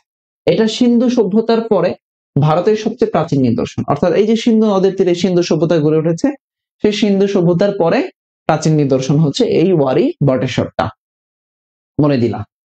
তাহলে এইভাবে তুমি মহাস্থানগড় নিয়ে যদি বলে, মহাস্থানগড়ের অবস্থান, কে আবিষ্কার করেছে, মহাস্থানগড়ের গুরুত্বপূর্ণ কি কি পাওয়া যায়, লিখে দিলাম। এরপরে উত্তরা গণভবন নিয়ে বললো, লিখে দিলাম, আশা করি। আচ্ছা, এরপরে প্রশ্ন নাম্বার 10, বাংলাদেশের ভূপ্রকৃতি সম্পর্কে লিখো। বাংলাদেশের ভূপ্রকৃতি, তার মানে ভূপ্রকৃতি তুমি পারো। আমি তোমাকে ভূপ্রকৃতি অনেকবার পড়িয়েছি, অসংখ্যবার পড়িয়েছি ভূপ্রকৃতি। এটা বিসিএস 38তম বিসিএস লিখিত হতে এসেছিল ভূপ্রকৃতি সম্পর্কে। দেখো, তাহলে আজকের বাংলাদেশের ভূপ্রকৃতি একদিনে গড়ে ওঠেনি। ভূপ্রকৃতি অনুসারে বাংলাদেশকে 3টা ভাগে ভাগ করা যায়।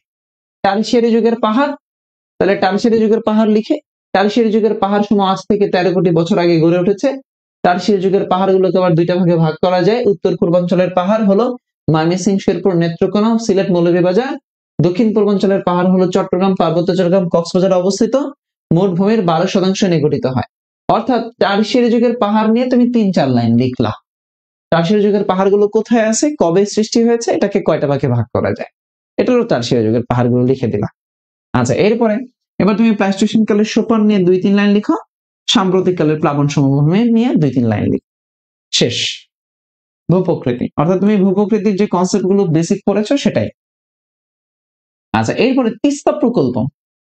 তিস্তা প্রকল্প, তাহলে দেখো, এই যে লালমনিরহাট তিস্তা, প্রতি বছর এই তিস্তা নিয়ে প্রচুর আলোচনা হয়, হ্যাঁ, সমালোচনা হয়। তাহলে তিস্তা প্রকল্প, তিস্তা প্রকল্পটা কি? তিস্তা প্রকল্প হলো বাংলাদেশের উত্তরাঞ্চলে অবস্থিত বৃহত্তম সেচ প্রকল্প। তাহলে দেশের সবচেয়ে বড় সেচ প্রকল্পের নাম কি? তিস্তা প্রকল্প। আচ্ছা, এই প্রকল্পটি নীলফামারী, রংপুর, দিনাজপুর জেলার 5,40,000 হেক্টর জমিতে সেচ সুবিধা প্রদান করে। কাজ শুরু হয় 1979 সাল থেকে এবং শেষ হয় 90-এ। এই সেচ প্রকল্পটি পরিচালনা ও রক্ষণাবেক্ষণের দায়িত্ব রয়েছে পানি সম্পদ মন্ত্রণালয়ের, বাংলাদেশের পানি উন্নয়ন বোর্ড। শেষ। তাহলে প্রশ্ন কিন্তু এমসিকিউ তে এসেছে যে বাংলাদেশের বৃহত্তম সেচ প্রকল্প কোনটা? তিস্তা সেচ প্রকল্প।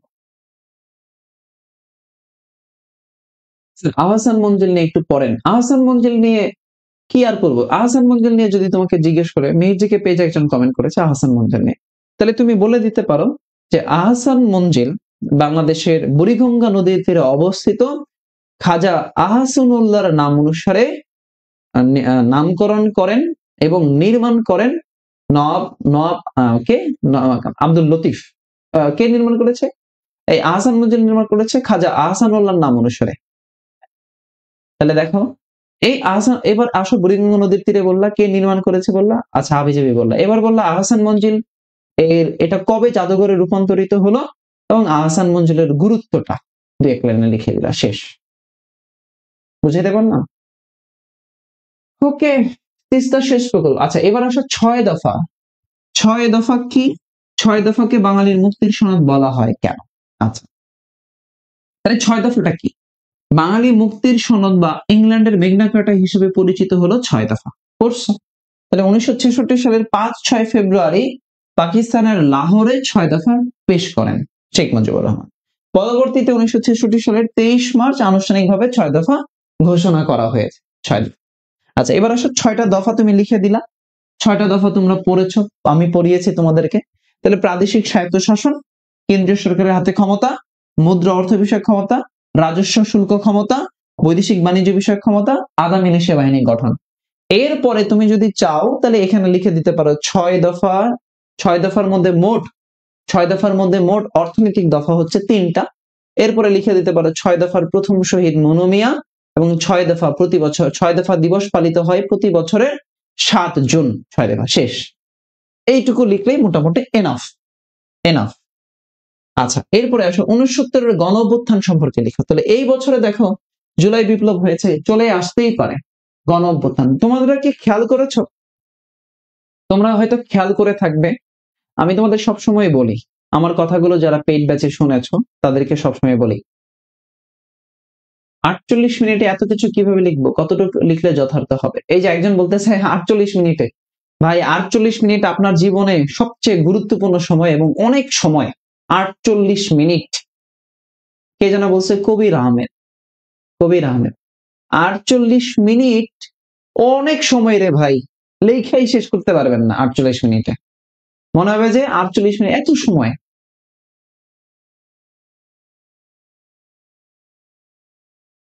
ওকে, 48 মিনিট অনেক সময়।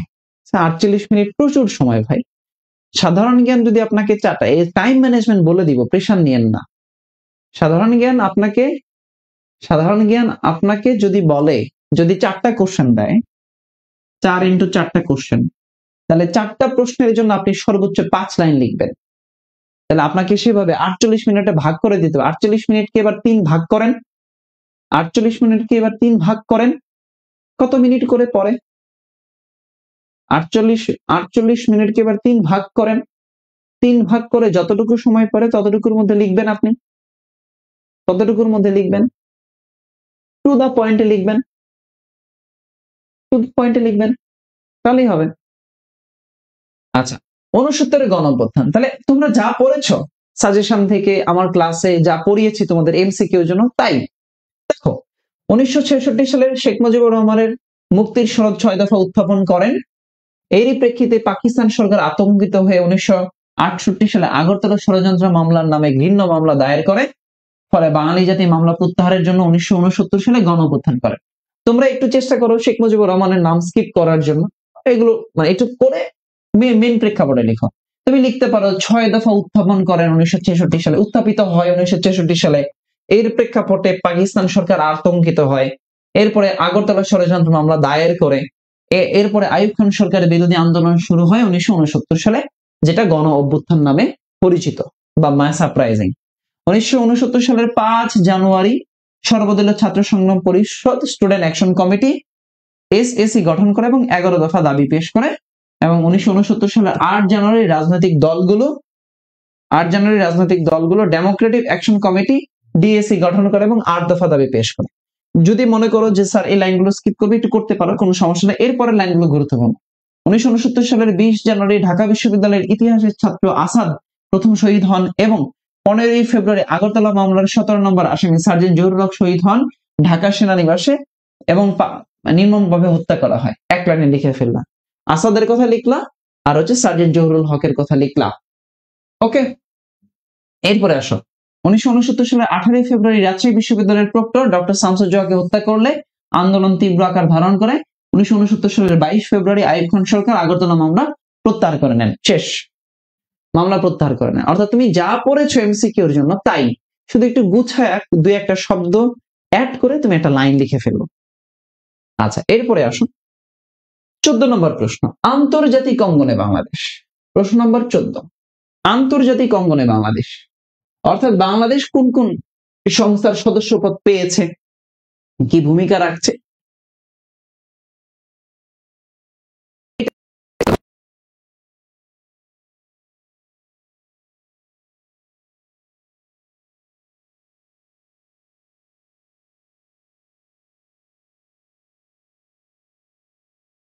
পর্যবেক্ষক দেশ লাভ করে। তাহলে তুমি এটা পড়েছো না এমসিকিউতে, যে বাংলাদেশ কবে জাতিসংঘের পর্যবেক্ষক রাষ্ট্র হয়েছে। ওকে, আচ্ছা এরপরে আসো। তাহলে বাংলাদেশ 1974 সালে 17 সেপ্টেম্বর 29তম অধিবেশনে 136তম দেশ হিসেবে সদস্যপদ লাভ করেছে বাংলাদেশ। তুমি শেখ মুজিবের কথা এখানে একটু স্কিপ করতে পারো, কোনো সমস্যা নাই। এরপরে আসো, এরপরে তুমি এবার লিখতে পারো এই যে 1966 সালের 41তম অধিবেশনে বাংলাদেশ হুমায়ুন রশিদ চৌধুরী সাধারণ পরিষদের সভাপতিত্ব করেন। বাংলাদেশ জাতিসংঘের নিরাপত্তা পরিষদে 2 বার সদস্যপদ লাভ করে। আচ্ছা এরপরে তুমি লিখতে পারো বাংলাদেশ জাতিসংঘের শান্তিরক্ষী মিশনে 1988 সাল থেকে অংশগ্রহণ করে আসছে। বর্তমানে বাংলাদেশ জাতিসংঘ শান্তিরক্ষী মিশনে এটা শীর্ষ নয়, বর্তমানে তৃতীয় দেশ, বর্তমানে শান্তিরক্ষী সৈন্য প্রেরণে তৃতীয় দেশ। আচ্ছা এরপরে আসো তো আর কি দেওয়া আছে। আরো যদি মনে করো যে তুমি এখানে আন্তর্জাতিক অঙ্গনে আরো কয়েকটা জিনিস লিখবা, তার আরো কয়েকটা সংস্থার তুমি কবে সদস্যপদ পেয়েছে লিখে দিয়ে দিতে পারো। ওকে, লিখে দিতে পারো যে ওআইসির সদস্যপদ কবে পেয়েছে, কমনওয়েলথের সদস্যপদ কবে পেয়েছে, এই দুইটা লাইন একটু সুন্দর করে গুছায় লিখে দিয়ে দিতে পারো, তাহলেই হবে। ওকে, আল্লাহ ভরসা, প্রেশার নিও না, মাথার উপর দিয়ে যাওয়ার কিছু নাই, এই জিনিস তোমরা সব করছো, এই জিনিস লিখিত বলে ভয় পাওয়ার কিছু কারণ নাই। তোমাদেরকে কিছু বড় ভাইরা, কিছু মানুষরা তোমাদেরকে মানে তোমাদের ব্রেনকে ওয়াশ করে ফেলছে। হুমা, লিখিত অনেক কঠিন, অনেক কঠিন না রে ভাই, স্ট্র্যাটেজি অনুযায়ী লিখলে হয়ে যায়। লিখিত তোমাদেরকে ভয় দেখিয়েছে এরকম কিছু অসাধু মানুষ আছে, তারা অনেক কঠিন। লিখিত ভয় নয়, লিখিত স্ট্র্যাটেজিটা সুন্দর করে ভালো একজন মেন্টরের কাছ থেকে পড়ে নিলে ভালো করতে পারবা।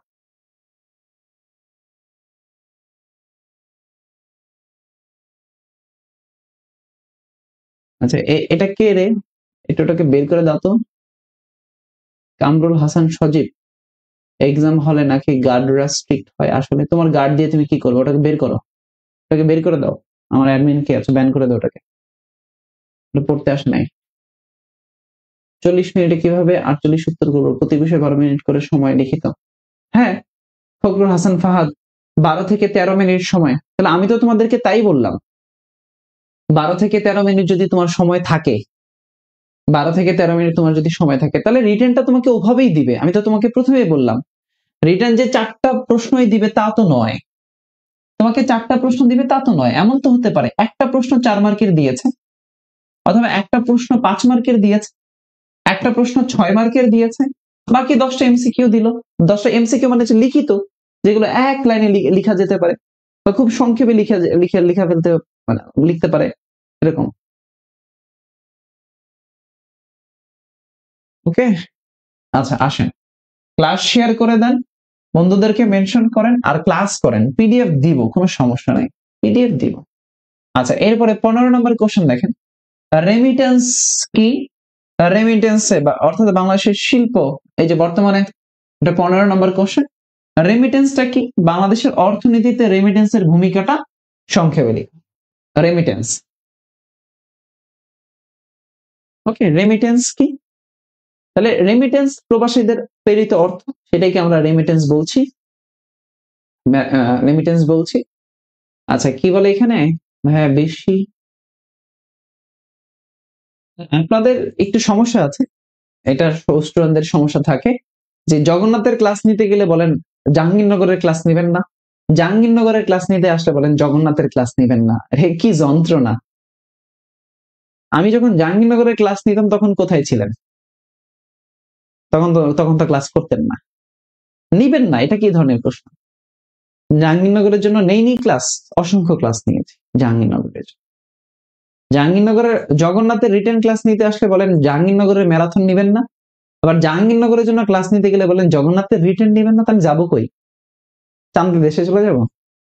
জ্বালাবেন কম, যা পড়াচ্ছি ভালো করে পড়েন, যখন যেটা আসবে সেটা করবেন। আচ্ছা এবার আসেন সংক্ষিপ্ত প্রশ্ন।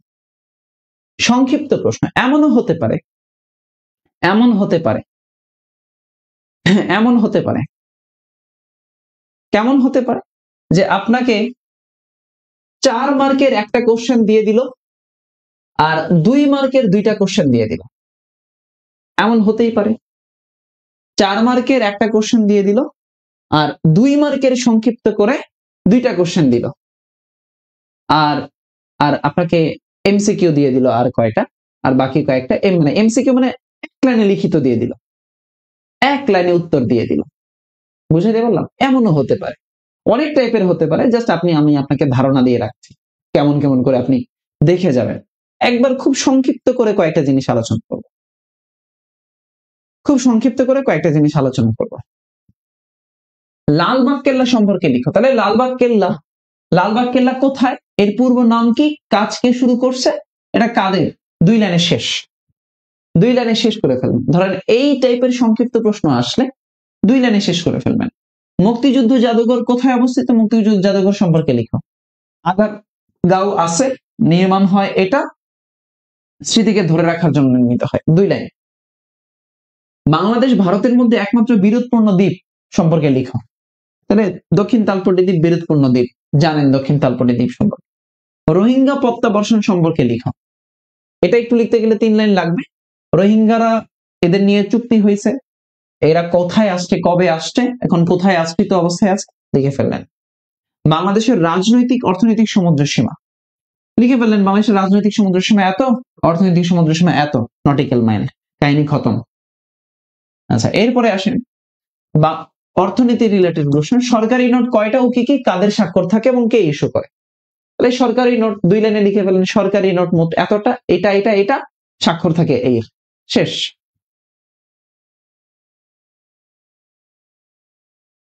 ওকে, বুঝতে পারলাম? ক্লিয়ার? সংক্ষিপ্ত প্রশ্ন, সংক্ষিপ্ত প্রশ্ন, ক্লিয়ার?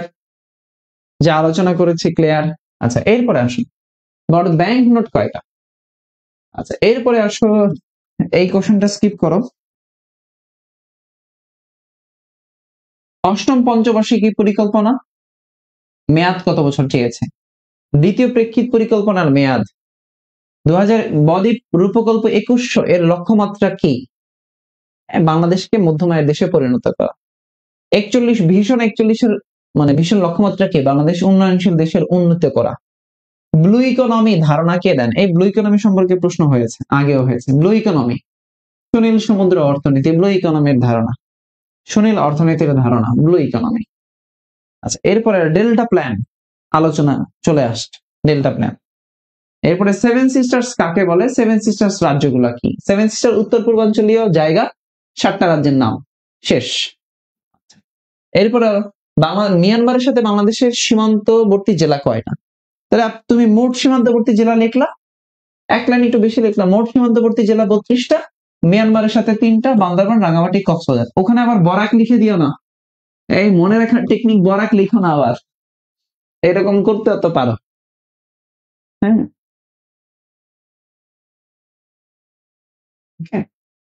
খেয়াল করো, কেউ আবার ওখানে মনে রাখার টেকনিক লিখে দিয়েছো না, মনে রাখার টেকনিক বরাক। আমি দেখছি কয়েকটা স্টুডেন্টকে আমার এরকম করতে, হ্যাঁ, আগের বছরগুলোতে দেখেছি, খাতা পড়তে গিয়ে দেখছিলাম ও এরকম করছে। ব থেকে বান্দরবান লিখছে, রা থেকে রাঙামাটি, ক থেকে কক্সবাজার, এরকম রিটার্ন লিখে দিয়ে আসছে। এরকম কিন্তু আবার কইরো না, ওকে? আচ্ছা, আসো ক্লাস করো আমার সাথে, অনেক কিছু আজকে, অনেক কিছু দেওয়ার চেষ্টা করবো তোমাদেরকে, ওকে? দেখো, এরপরে দেখো, ছিটমহল নিয়ে অলরেডি ছিটমহল গুলো বললাম। আচ্ছা, এরপরে ভারতের এগুলো জিনিস পারবা তোমরা। প্রথম ছিটমহল চুক্তি ফুক্তি নিয়ে কয়েকটা কোশ্চেন দিলাম। এরপরে পাহাড়ি দ্বীপ কোনটা বললো, মেরিন ড্রাইভ সম্পর্কে লিখো, পারবা? মেরিন ড্রাইভ কোথায় আছে, এর দৈর্ঘ্য কত? এরপরে বললো স্পার্সো কি, বা স্পার্সো সম্পর্কে লিখবা। তাহলে স্পার্সোর পূর্ণরূপটা লিখলা, বাংলা এটাকে কি বলে, সরকারি সংস্থা, কবে প্রতিষ্ঠিত হয়, ঠিক আছে, লিখে দিলা স্পার্সো। তাহলে জাতীয় পতাকা প্রথম কবে উত্তোলন করা হয়, কোথায়, লিখে দিলা। জাতীয় স্মৃতিসৌধ লিখলা। জাতীয় সঙ্গীত নিয়ে আলোচনা, প্রতিষ্ঠাকালীন ঢাকা বিশ্ববিদ্যালয় অনুষদ, তাহলে ঢাকা বিশ্ববিদ্যালয় তো হলো না, অর্থাৎ জগন্নাথ সম্পর্কে যদি বলে তাহলে জগন্নাথ সম্পর্কে লিখলা।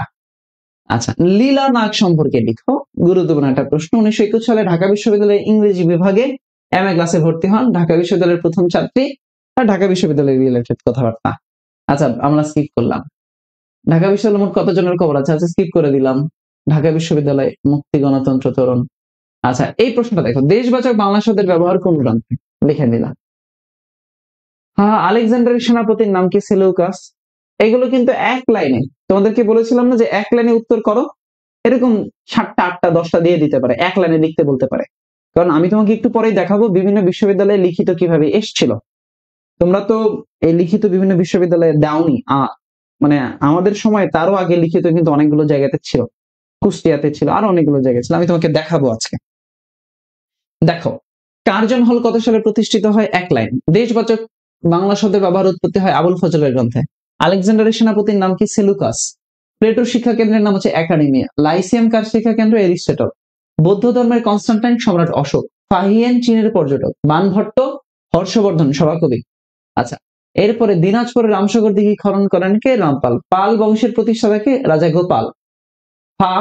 ফাহিয়েন, এটা হবে ফাহিয়েন বা মা হুয়ান কোন দেশের পর্যটক? চীনের। শাহনামা গ্রন্থটি কে লিখেছেন? ফেরদৌসী কর্তৃক রচিত গ্রন্থ। প্রাচ্যের হোমার বলা হয় কাকে? ফেরদৌসীকে। এরপরে দিল্লির কুতুব মিনার নির্মাণ করেন কে? কুতুবউদ্দিন আইবেক। ইবনে বতুতা কোন দেশের পর্যটক? মরক্কো। বাংলাকে দোজকপুর নিয়ামত বলেছেন কে? মরক্কোর পর্যটক ইবনে বতুতা। দোজকপুর নিয়ামত বা ধন সম্পদে পরিপূর্ণ নরক। পানিপথ নামক স্থান আছে কোথায়? ভারতের হরিয়ানা প্রদেশে। বাংলাকে জান্নাতাবাদ নামকরণ করে কে? সম্রাট হুমায়ুন। বাংলার প্রথম নবাব কে ছিলেন? মুর্শিদ কুলি খান। ঢাকায় বাংলার রাজধানী স্থাপনের সময় মুঘল সর্দার কে ছিলেন? ইসলাম খান। উপমহাদেশে ঘোড়ার ডাক প্রচলন করেন কে? শের শাহ।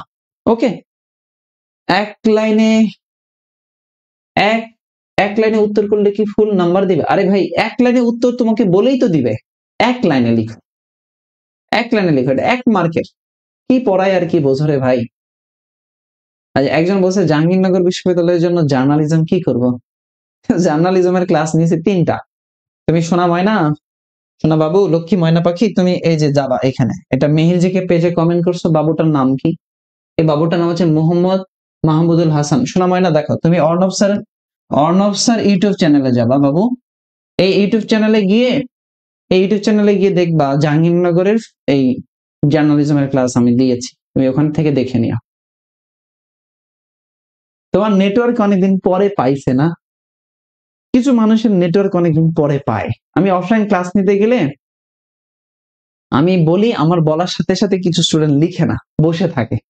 অফলাইন ক্লাস নিতে গেলে আমি যখন পড়াই তখন কিছু স্টুডেন্ট বসে থাকে বা একটা কিছু বলতেছি বুঝতেছে না, তো আমি তখন বুঝি ওর নেটওয়ার্ক ধরতেছে না, ওর সিগন্যাল পাচ্ছে না নেটওয়ার্কে। এবং সবার পরে সিগন্যাল পায়, এরকম থাকি কিছু মানুষ। ফোনে দেখো কোনো জায়গায় সিগন্যাল পাই না, আবার কোনো জায়গায় সিগন্যাল একদম সাথে সাথে পেয়ে যায়। ঠিক আছে, এই হলো অবস্থা। তো সিগন্যাল একটু পরে যাদের ধরে তাদের জন্য বলতেছি। আচ্ছা, এখানে ভাইয়া ইংলিশ রিটেন ক্লাস নিবেন কবা নিব, তো সেটা তো বলা যাচ্ছে না। ইংলিশ রিটেন ক্লাস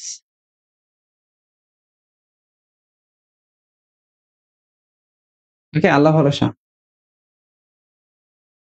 একজন বলছে ভাইয়া জগন্নাথ ইউনিভার্সিটিতে কি এমসিকিউ অ্যান্সার লিখতে হবে? এমসিকিউ তো আসবে না, এক লাইনে বলে দিতে পারে।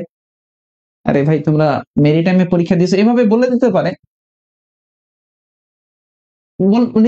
নিচে বললো যে নিচের প্রশ্নগুলোর উত্তর করো, নিচের 10টি প্রশ্নের উত্তর কর, এভাবে বলতে পারে। এক নম্বর প্রশ্ন বলে দিতে পারে, বাংলা মানে দিল্লির কোন সম্রাট বাংলা থেকে পর্তুগিজদের বিতাড়িত করেন? তাহলে তুমি কি লিখবা? ওই ওই শুধু অতটুকুই লিখবা, শের শাহ, কাহিনী খতম। সময় বাঁচানোর জন্য তোমার ওটা লিখার দরকার নাই। শের শাহ বাংলা থেকে পর্তুগিজদের বিতাড়িত করার দরকার নাই ভাইয়া, তুমি শুধু লিখো শের শাহ, তাহলেই হবে। টু দা পয়েন্টে লিখবো, বুঝতে পারছো? ভাইয়া জাবিতে কি নেগেটিভ মার্ক নাই? পরীক্ষা দিবা তুমি সার্কুলার পড়ছো না? তুমি যদি সার্কুলার পড়ে না থাকো তাহলে সার্কুলার গিয়ে দেখে আসো, সার্কুলারে কি বলা আছে, নেগেটিভ আছে কি নাই দেখে আসো একটু সার্কুলার। তুমি অ্যাডমিশন ক্যান্ডিডেট হিসেবে তোমার অবশ্যই জানা উচিত ওই ইউনিভার্সিটির সার্কুলারে পড়াটা, তোমার উচিত। আচ্ছা, এরপরে ওলন্দাজ কোন দেশের নাগরিক আমরা পড়েছি। এরপরে ফোর্ট উইলিয়াম দুর্গ কোথায়? কলকাতায়। তেবাগা আন্দোলনের নেত্রী ইলা মিত্র। ফরাজি আন্দোলন নিয়ে প্রশ্ন হয়েছে, এই গতদিনও ঢাবিতে প্রশ্ন হইলো ফরাজি আন্দোলন নিয়ে। আচ্ছা, ফরিদপুর কেন্দ্র ছিল ফরিদপুর। তিতুমিরের বাঁশের কেল্লা। মহাত্মা গান্ধী বাংলাদেশের কোন এলাকা? এটা আসবে না এই মুহূর্তে। মহাত্মা গান্ধী আসবে না এখন। বঙ্গভঙ্গ রদ 1911 সালে। 6 দফা দিবস কোথায় উত্থাপন করা হয়? বাঙালি জাতির মুক্তির সনদ বলা হয় কোনটাকে? ভাষা আন্দোলনে আবুল বরকতের ডাকনাম কি ছিল? আসাদের ষাট কবিতার রচয়িতা কে? শামসুর রহমান। এগুলো তোমরা টপিক ভিত্তিক পড়েছো। এগুলো কি টপিক ভিত্তিক পড়েছো না? এই জিনিসগুলো কি টপিক ভিত্তিক পড়েছো?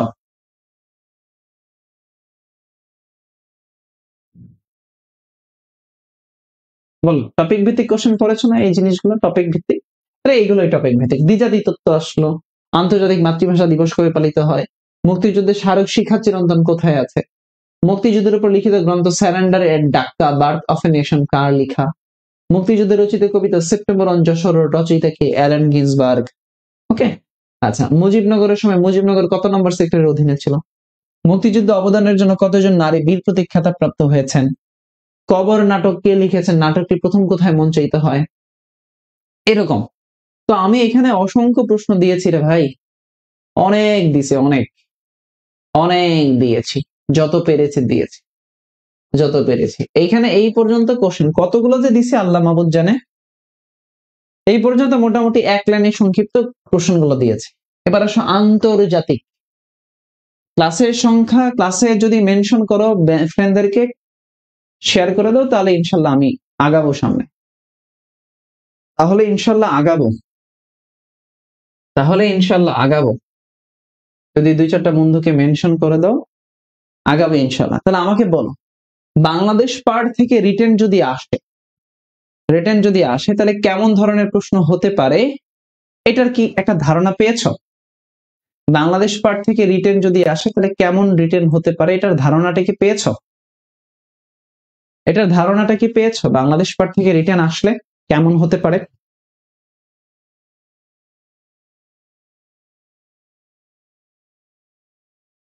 বাংলাদেশ পার্ট থেকে রিটেন আসলে কেমন হতে পারে, এটার ধারণা পেয়েছো?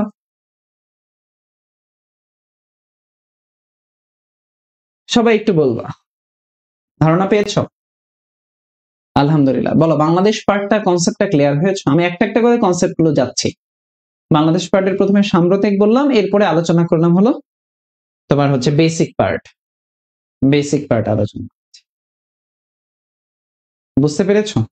আচ্ছা, এবার তোমাদের সবার জন্য গুরুত্বপূর্ণ একটা কথা, গুরুত্বপূর্ণ একটা বার্তা, সবার জন্য গুরুত্বপূর্ণ একটা কথা এবং গুরুত্বপূর্ণ একটা বার্তা। তোমরা একটু আমার সাথে কথাগুলো শুনবা, বার্তাগুলো শুনবা। আমার বিশ্বাস, তুমি যদি আমার কথাগুলো শোনো, তুমি অনেক ভালো করবা, এটা আমার বিশ্বাস। জাস্ট শুধু কথাগুলো শোনো। হয় তোমাকে এক সুযোগ দিল, আমার মনে হয় তোমার নিজেকে আরো একবার সুযোগ দেওয়া উচিত। এখনো তোমার জন্য জাবি, জবি, রাবি ও গুচ্ছ সহ অন্যান্য বিশ্ববিদ্যালয় অপেক্ষারত। তুমি চাইলে একটি আসন নিজের করে নিতে পারো। মনে রাখবে, এর জন্য শুধু দরকার একটি ভার্সিটি ওয়াইজ রিস্টার্ট। এর জন্য প্রথমেই তোমাকে ভার্সিটি ওয়াইজ প্রশ্ন ব্যাংক অ্যানালাইসিস করতে হবে। আর আমাদের এই অল ইন ওয়ান ব্যাচে আমরা ভার্সিটি ওয়াইজ প্রশ্ন ব্যাংক অ্যানালাইসিস করিয়ে দিব ইনশাআল্লাহ। আমাদের এই কোর্সে বাংলার জন্য থাকছে 15টি ক্লাস, ইংলিশের জন্য থাকছে 15টি ক্লাস, জিকের জন্য থাকছে 15টি ক্লাস, এবং সর্বশেষ তোমার প্রস্তুতিকে গুছিয়ে এবং ঝালাই করে দেওয়ার জন্য থাকছে 4 থেকে 5 ঘন্টা ব্যাপী ম্যারাথন ক্লাস। এবং প্রশ্ন ব্যাংক অ্যানালাইসিসের মধ্যে সীমাবদ্ধ থাকলে চলবে না, তোমার নিজেকে যাচাই করার জন্য প্রচুর পরিমাণ এক্সাম দিতে হবে। আর তার জন্য আমাদের এই ব্যাচে প্রতিটি সাবজেক্টের টপিক ভিত্তিক এক্সাম থাকবে, প্রতিটি সাবজেক্টের মডেল টেস্ট থাকবে, এবং বিশ্ববিদ্যালয়ের অনুরূপ পূর্ণাঙ্গ মডেল টেস্ট থাকবে। এবং মডেল টেস্ট শেষে তুমি আমাদের ফেসবুক গ্রুপে এবং হোয়াটসঅ্যাপ ডেডিকেটেড গ্রুপে সকল এক্সাম ফাইল পেয়ে যাবে। আর এত কিছু পাচ্ছ মাত্র 1499 টাকায়। আর তাই কোর্সটি এনরোল করতে পেজে নক করো অথবা স্ক্রিনে দেওয়া নাম্বারটি দিয়ে চলে আসবে। মনে রাখো, এই কোর্স কিন্তু 3, 4, 5 মাস নয়, তোমার বিশ্ববিদ্যালয়ের শেষ দিন পর্যন্ত আমরা পড়াবো তোমাকে। তো ইনশাআল্লাহ তোমাদেরকে যতটুকু কথা দিয়েছি, ইনশাআল্লাহ আমি আবারও বলছি, ইনশাআল্লাহ যে তোমার যতক্ষণ না পর্যন্ত চান্স হয়, ততক্ষণ পর্যন্ত আমরা তোমাদেরকে পড়াবো। আমি আবারও বলি, আজকের এই ক্লাস যারা দেখছো, যারা এতদিন ভালো করতে পারো নাই, যারা ঢাকা বিশ্ববিদ্যালয়ে মিস করে গেছো, যারা বিউপি মিস করে গেছো, সামনে জগন্নাথ আছে। আমি আবারও বলি যে ইনশাআল্লাহ আমি আমি আমি কথা দিলাম, আমি আমার পেইড ব্যাচে এই যাবৎকালে যত ক্লাস নিয়েছি, মানে যত ব্যাচ পড়িয়েছি, সবচেয়ে বেশি ক্লাস নিয়েছে আমার পেইড ব্যাচে। এবার আমার অনলি জিকে ব্যাচ ছিল সেখানে, এবং আমার জিকে ব্যাচে যারা পড়েছে তারা জানে আমি কতটা ডেডিকেটেড হয়ে পড়াই, কতটা ডেডিকেটেডলি এক্সাম নেই, যারা আমার পেইড ব্যাচে শিক্ষার্থীরা জানে। আর এবং তারা জানে যে মিহির জিকে ফাইনাল সাজেশন আমি ধরে ধরে এক্সাম নিয়েছি, প্রত্যেকটা টপিকের এক্সাম নিয়েছে জিকে।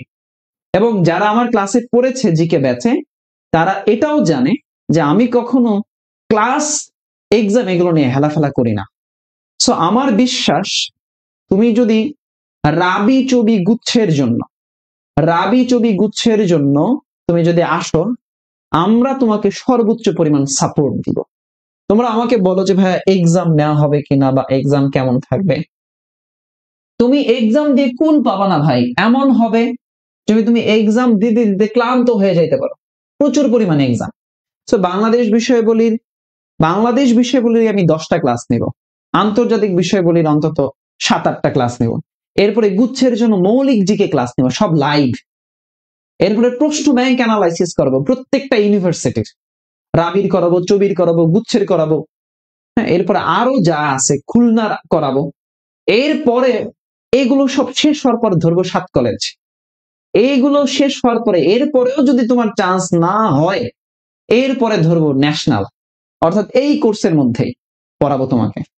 সো আমার কথায় যদি তুমি আস্থা রাখো, আমি মিহির জিকে বইয়ের সহযোগী লেখক, তোমরা মিহির জিকে বইটা পড়েছ, ঢাকা ইউনিভার্সিটিতে 30টার মধ্যে 30টা কোশ্চেনই কমন আসছে। এটা কি অনেক বেশি প্রাপ্তি নয়? তো তুমি আমার কথা অনুযায়ী তুমি মিহির জিকে ফাইনাল সাজেশনটা ভালো করে পড়ো, তুমি রাবি চবি গুচ্ছের জন্য ভালো করে পড়ো, আর আমার ক্লাসগুলো করো, ইনশাআল্লাহ সর্বোচ্চ সাপোর্ট পাবে। একই সাথে বাংলা আমাদের সাথে হাসান ভাই আছেন, ইংরেজি আমার সাথে আমির স্যার আছেন। তো আমরা 3জন মিলে তোমাদেরকে হেল্প করবো ইনশাআল্লাহ, এতটুকু বলতে পারি, হেল্প করব।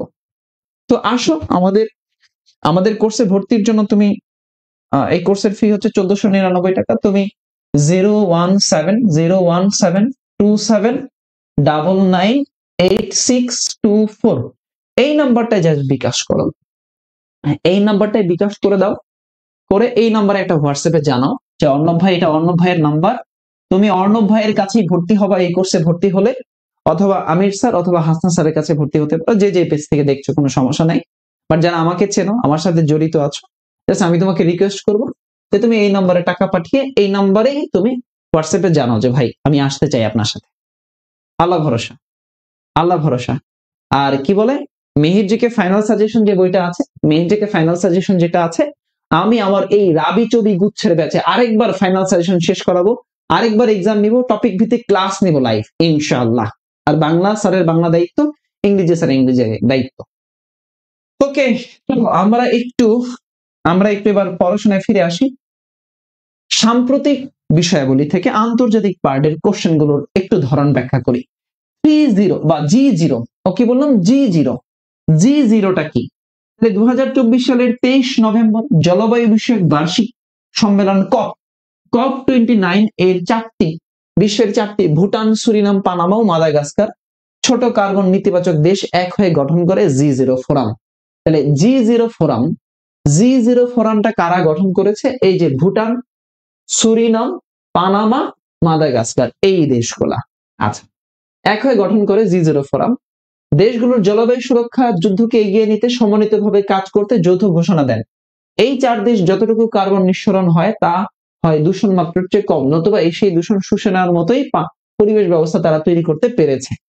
আমরা জানি ভুটান সবচেয়ে বেশি বনভূমির পরিমাণ বেশি, ভুটানে ধূমপান নিষিদ্ধ, অর্থাৎ কার্বন প্রভাব মুক্ত দেশ ভুটান, এই দেশগুলা। তাহলে এটা হচ্ছে G0 ফোরাম। আচ্ছা, এরপরে আসো 2 নম্বর প্রশ্ন, জাতিসংঘ জলবায়ু বিষয়ক সম্মেলন COP29। তাহলে COP29 সম্পর্কে বলবো, COP conference of the parties, তাই না? তাহলে 2024 সালের 11 থেকে 12 নভেম্বর আজারবাইজানের রাজধানী বাকুতে COP29 সম্মেলন আয়োজন করা হয়। COP29 সম্মেলনে সভাপতিত্ব করেন আজারবাইজানের প্রেসিডেন্ট ইলহাম আলিয়েভ। বিশ্বের 200টা দেশ এই সম্মেলনে অংশগ্রহণ করে। এবং COP29 এর স্লোগান ছিল in solidarity for a green world.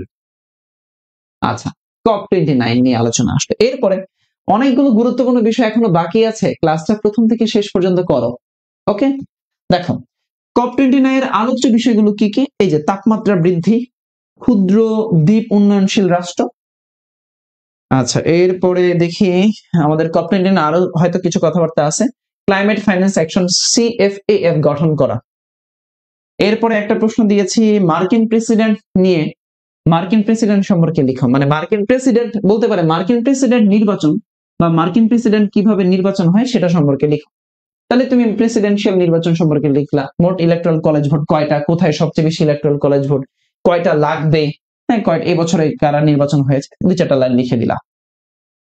আচ্ছা, এরপরে টেকসই উন্নয়ন অভিষ্ট এসডিজি সম্পর্কে। SDG sustainable development goals, sustainable development goals. তাহলে লিভ নো ওয়ান বিহাইন্ড অঙ্গীকার নিয়ে 2015 সালের 25 সেপ্টেম্বর জাতিসংঘের সাধারণ পরিষদে 70তম অধিবেশনের টেকসই উন্নয়ন অভিষ্ট 2030 এজেন্ডা গৃহীত হয়, যার মেয়াদ 2016 সালের 1 জানুয়ারি থেকে 2030 সালের 31 ডিসেম্বর। তাহলে এসডিজি তে মোট লক্ষ্যমাত্রা 17টা আর সহযোগী লক্ষ্যমাত্রা 169টা। অসংখ্যবার এই প্রশ্ন আসছে, এসডিজির লক্ষ্যমাত্রা কয়টা, এসডিজির সহযোগী লক্ষ্যমাত্রা কয়টা। ওকে, এই প্রশ্ন কিন্তু অসংখ্যবার এসেছে। আচ্ছা, ওকে, এরপরে আসো, তারপরের কোশ্চেন গুলো দেখো। এরপরে কি বললাম, এরপরে আসো 5 নম্বর প্রশ্নের দিকে দেখো। বলছে যে এসডিজির 5টা লক্ষ্যমাত্রা লিখো বা 5টা লক্ষ্য লিখো। দারিদ্র বিমোচন, নো পভার্টি, ক্ষুধামুক্তি, জিরো হাঙ্গার। 3 সুস্বাস্থ্য কল্যাণ, good health and well being. মানসম্মত শিক্ষা, কোয়ালিটি এডুকেশন। লিঙ্গ সমতা, জেন্ডার ইকুয়ালিটি বলে দিল। 6 নম্বর প্রশ্ন বললো সার্বজনীন প্যারিস জলবায়ু চুক্তি সম্পর্কে। তাহলে এই যে চুক্তি, প্যারিস জলবায়ু সম্পর্কে চুক্তি, পিডিএফ দিয়ে দিব, পড়ে নেবে ইনশাআল্লাহ। আগে ক্লাসটা দেখো, ক্লাস দেখো, পিডিএফ পরে নিও, আগে ক্লাস দেখো। এরপরে একটা কোশ্চেন দিয়েছি আরব বসন্ত। জুলাই বিপ্লব হয়েছে, আরব বসন্ত খুবই আলোচিত, বিউপিতে প্রশ্ন হয়েছে আরো বিভিন্ন জায়গায়, এখান থেকে এমসিকিউ অনেকবার অসংখ্যবার হয়েছে আরব বসন্ত।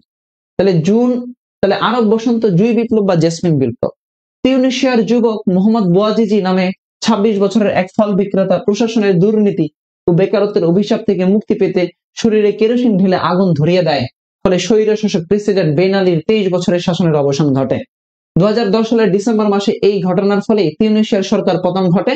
পরবর্তীতে 2011 সালে মিশর, লিবিয়া, ইয়েমেন সহ আরো অনেক আরব দেশগুলোতে এই বিপ্লবটা শুরু হয়, যেটা ইতিহাসে আরব বসন্ত নামে পরিচিত। সর্বশেষ 2024 সালের 8 ডিসেম্বর সিরিয়ার প্রেসিডেন্ট বাশার আল আসাদের পতন ঘটে এবং সর্বশেষ 2025 সালে 2024 সালেই তো শেখ হাসিনারও পতন ঘটছে, তাই না? এই যে আরব বসন্ত, তাহলে আরব বসন্ত কখন হয়, কোথায় হয়, কিভাবে হয়, জিনিসগুলা দেখে নিলাম।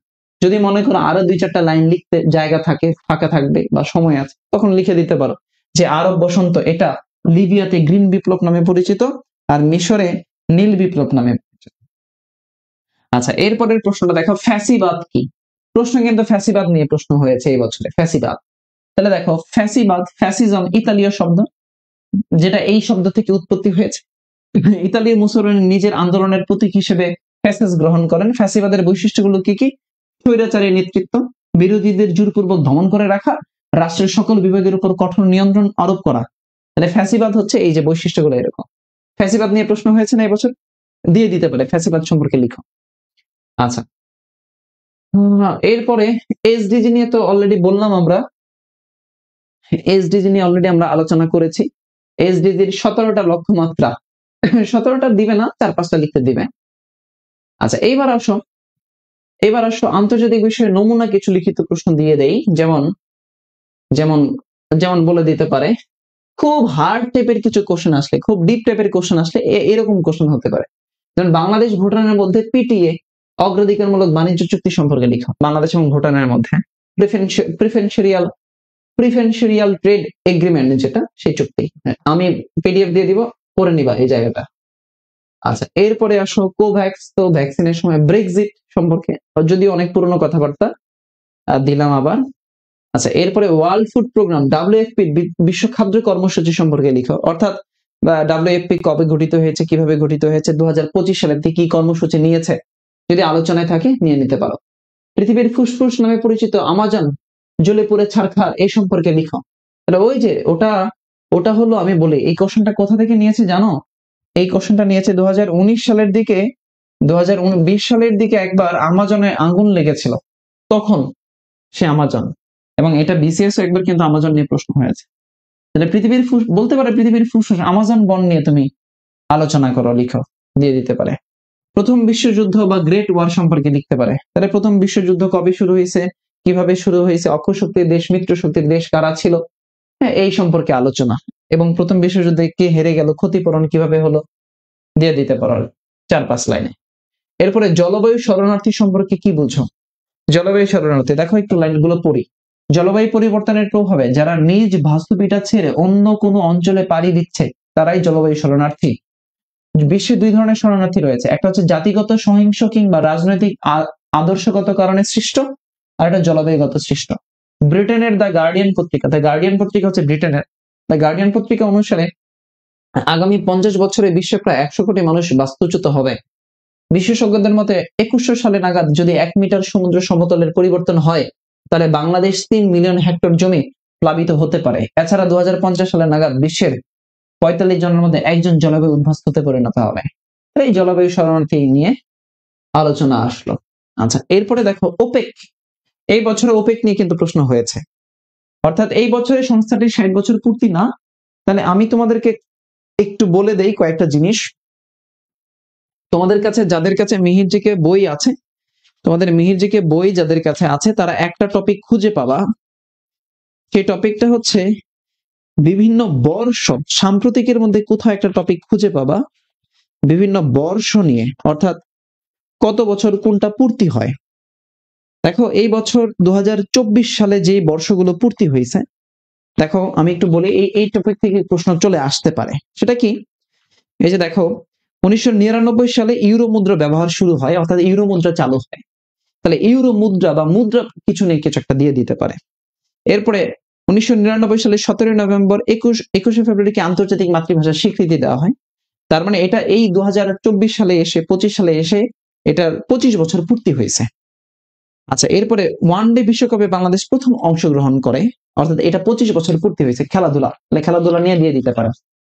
এরপরে 50 বছর পূর্তিতে দেখো কি হয়েছে, সেগুলো কি? বাংলাদেশ জাতিসংঘের সদস্যপদ লাভ করেছে, তাহলে বাংলাদেশ জাতিসংঘে বাংলাদেশের অবদান দিয়ে দিতে পারে। এরপরে ওআইসি দ্বিতীয় সম্মেলনে যোগদান করে, মানে ওটা বঙ্গবন্ধু করছিল, বঙ্গবন্ধু বাদ। বাংলাদেশ ভারত সীমান্ত চুক্তি স্বাক্ষরিত হয়েছিল, ওই যে মানে 3 বিঘা করিডর লালমনিরহাটের ছিটমহল। এই বছরে এটা 50 বছর পূর্তি হয়েছে। 1974 সালে বাংলাদেশের প্রথম আদমশুমারি হয়। তাহলে জনসংখ্যা, আদমশুমারি, এই জিনিসগুলো নিয়ে হয়তো সংক্ষিপ্ত দিতে পারে বা এমসিকিউতে দিতে পারে। 1974 সালে বাংলাদেশ ফিফার সদস্যপদ লাভ করে, তাহলে বাংলাদেশ খেলাধুলায় বাংলাদেশের অবদান নিয়ে দিতে পারে। তারপরে 1974 সালে কাজী নজরুল ইসলাম আর অনেকগুলো ব্যক্তি কি করেছেন, ঢাকা বিশ্ববিদ্যালয় থেকে ডিগ্রি উপাধি পেয়েছেন, তাহলে কাজী নজরুল ইসলাম সম্পর্কেও দিতে পারে, যে কাজী নজরুল ইসলাম সম্পর্কে, বা বিদ্রোহী কাজী নজরুল ইসলাম, কাজী নজরুল ইসলাম নিয়ে কিছু দিতে পারে যদি দেওয়ার সুযোগ থাকে। আচ্ছা, এরপরে 60 বছর পূর্তিতে কি হয়েছে দেখো, বিটিভি বাংলাদেশ টেলিভিশন।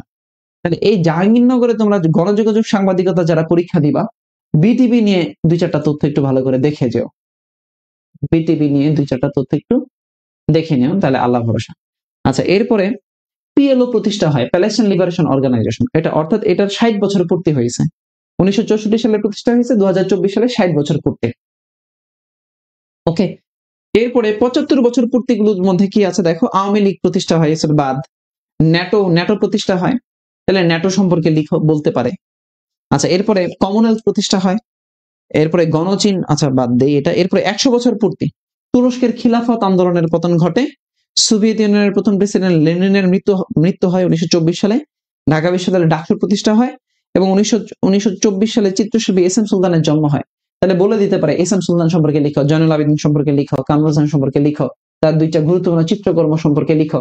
ওই যে এমন করে বলে দিতে পারে, দেশ আজ বিশ্ব ব্যয়ের খপ্পরে, এই চিত্রকর্মটি সম্পর্কে লিখো। দেশ আজ বিশ্ব ব্যয়ের খপ্পরে, এরশাদ, স্বৈর শাসক এরশাদ। তাহলে এই বছরে শেখ হাসিনার পতন ঘটছে, এরকম করে রিলেট করে দিয়ে দিতে পারে।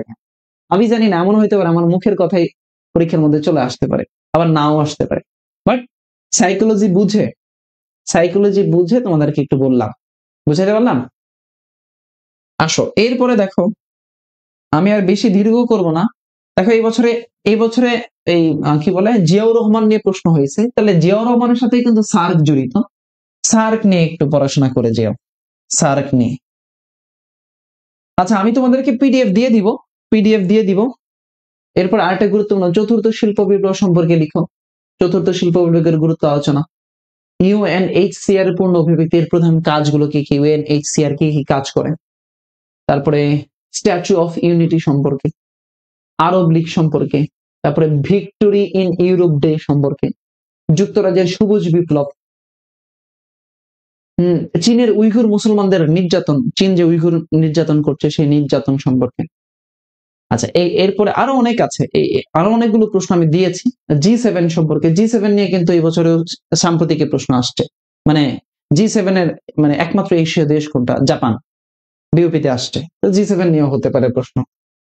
আচ্ছা এরপরে ভেটো আছে, line of actual control, green piece কি, গ্রিন পিস নিয়ে কিন্তু পরিবেশ মানে প্রশ্ন আসছে, যে পরিবেশ এর সাথে জড়িত গ্রিন পিস, হ্যাঁ, ফ্রাইডে ফর ফিউচার এগুলো নিয়ে আসছে গ্রিন পিস। এরপরে এই সুইডিশ কন্যা গ্রেটা থুনবার্গ নিয়ে প্রশ্ন হয়, দিয়ে দিতে পারে। আচ্ছা চীনের সিল্ক রুট সম্পর্কে, এই বছরে কিন্তু one belt one road initiative Dhaka ইউনিভার্সিটিতে আসছে, তাই না? One belt one road initiative. তাহলে এই যে চীনের প্রেসিডেন্ট শি জিনপিং 2013 সালে মহাদেশব্যাপী যোগাযোগ অবকাঠামো নির্মাণ ও আন্তর্জাতিক অর্থনৈতিক অঞ্চল প্রতিষ্ঠার উদ্দেশ্যে ওয়ান বেল্ট ওয়ান রোড পরিকল্পনা ঘোষণা করেন। 2000 সালের আগে চীন রেশমে বিশ্বব্যাপী বাণিজ্যের উদ্দেশ্যে ইরান ও চীনের মধ্যে স্থাপিত হয় সিল্ক রোড। শি জিনপিং এর এই উদ্যোগের মাধ্যমে 68 দেশের মধ্যে বাণিজ্য সম্পর্ক স্থাপিত হয়। এর আওতায় আসবে বিশ্বের প্রায় 60% জনগণ এবং 40% প্রবৃদ্ধি। চীনের এই পরিকল্পনার বিপরীতে ভারত কটন রোড উদ্যোগ গ্রহণ করেছে। তাহলে এই যে এই কোশ্চেন কিন্তু থেকে অলরেডি ঢাবিতে প্রশ্ন চলে আসছে, one belt one road initiative. ইউরোপীয় ইউনিয়ন নিয়ে দিলাম। তো এরকম অসংখ্য কোশ্চেন এগুলো দিয়েছি, ইনশাআল্লাহ তোমরা যদি দেখো পারবা। এবার আসো, বিগত বছরে বিভিন্ন বিশ্ববিদ্যালয়ে কেমন করে প্রশ্ন এসেছিল তোমাকে একটু দেখাই। বিগত বছরে বিভিন্ন বিশ্ববিদ্যালয়ে কেমন করে প্রশ্ন এসেছিল একটু দেখাই। রিটেনের জন্য আপনার পিডিএফটা কি না, আমার পিডিএফ থেকে বা তুমি মিহিরজিকে বই যদি পড়ো মোটামুটি অনেকগুলো ধারণা পেয়ে যাবা। আর এতদিন তো বেসিক পড়েছই, এমসিকিউ জন্য পড়ছো না, সেগুলো কাজে লাগায় লিখবা। সাধারণ জ্ঞানের জন্য এনাফ বলতে কিছু নাই। আচ্ছা দেখো 2019-20 শিক্ষাবর্ষে কুষ্টিয়া বিশ্ববিদ্যালয়ে কিভাবে লিখিত এসেছিল একটু দেখো, লিখিত কিভাবে এসেছিল। আমি তোমাদেরকে বলছিলাম জগন্নাথে 4x4 এরকম করে 8 মার্কের একটা কোশ্চেন দিয়ে 2টা কোশ্চেন দিয়ে দিতে পারে, আবার এরকম 10টা সংক্ষিপ্ত এরকম এক লাইনে উত্তর দিয়ে দিতে পারে, যে 10টা সংক্ষিপ্ত উত্তর করো, এরকম দিতে পারে। ওকে, এভাবে দিয়ে দিতে পারে। তাহলে দেখো বলছে যে এটিএম এর পূর্ণরূপ কি, তাহলে অটোমেটেড টেলার মেশিন। উপকূল হতে বাংলাদেশের অর্থনীতি সমুদ্র সীমা কত, 200 নটিক্যাল মাইল। কে সম্প্রতি ভ্যাটিকানের ল্যাম্প অফ পিস গ্রহণ করেছে, ওটা ওই 2019 সালের সাম্প্রতিক, দেখো একটা সাম্প্রতিক দিছে, 2019 সালে সাম্প্রতিক দিছে। এই যে ডক্টর মোহাম্মদ ইউনূস নিয়েই 2019 সালেই প্রশ্ন হয়েছে, 2019 সাল, তাহলে এটা 19 মানে আরো কত বছর, 5-6 বছর আগের কথা বলতেছি। ওকে, এরপরে আসো, বিশ্বের প্রথম ল্যাপটপের নাম চেয়েছে। এভি কালচার দ্বারা কি বোঝানো হয়, দ্রব্যমূল্যের সমান কোন বাজারে, তারপরে কমস কোন বইটা লেখক কে, তারপরে অ্যাম্বুশমেন্ট দ্বারা কি বোঝায়, ন্যায়পাল। 2019 সালে পদার্থবিজ্ঞানের নোবেল বিজয়ী কে, তাহলে এবার 2024 সালে কে পদার্থবিজ্ঞানে, 25 সালে, 24 সালে কে হয়েছে, বা 25 সালে কে। তারপরে পাহাড়পুর বৌদ্ধবিহারের নির্মাতা কে, ইংরেজি সাহিত্যের কোন কবিকে পয়েট অফ পলিটিক্স বলা হয়। আচ্ছা এরপরে নেকটার, NACTR নেকটারের অবস্থান কোথায়। এরপরে কি দিল, বিশ্ব ছাত্র দিবস কার জন্মদিন উপলক্ষে পালন করা হয়, এপিজে আব্দুল কালাম। আন্তর্জাতিক গণিত দিবস কত তারিখে, 14 মার্চ। ফিফার প্রধান সর্বশেষ কত তারিখে বাংলাদেশে এসেছিলেন, ওই বছরের সাম্প্রতিক। তার মানে এইখানেও সাম্প্রতিক আমরা দেখলাম 3টা দিয়েছে। আচ্ছা এরপরে দেখো কুষ্টিয়া বিশ্ববিদ্যালয়, এটা মনে হয় আরেকটা শিফট ভিত্তিক পরীক্ষা হয়েছিল, এটা হয়তো আরেকটা শিফট। দক্ষিণ তালপট্টি দ্বীপ কোন নদীর মোহনায়, 2019 সালে অর্থনীতি থেকে, তাহলে 2024 সালে এবার অর্থনীতি থেকে আইছে, বা 24 সালে কারা পুরস্কার পাইছে একটু খেয়াল করেন। এরপরে আন্তর্জাতিক খাদ্য দিবস, বিপিএটিসি। বিপিএটিসি বাংলাদেশ মানে Bangladesh public administration training centre আছে না সাভারে, যেটা সেটা। শেখ হাসিনা নিয়ে প্রশ্ন হয়েছিল। সুবর্ণ মধ্যকি দুটি চরমপন্থার মধ্যবর্তী অবস্থান। পাক ভারত সীমান্ত চিহ্নিত করার জন্য কোন কমিশন? Radcliffe commission.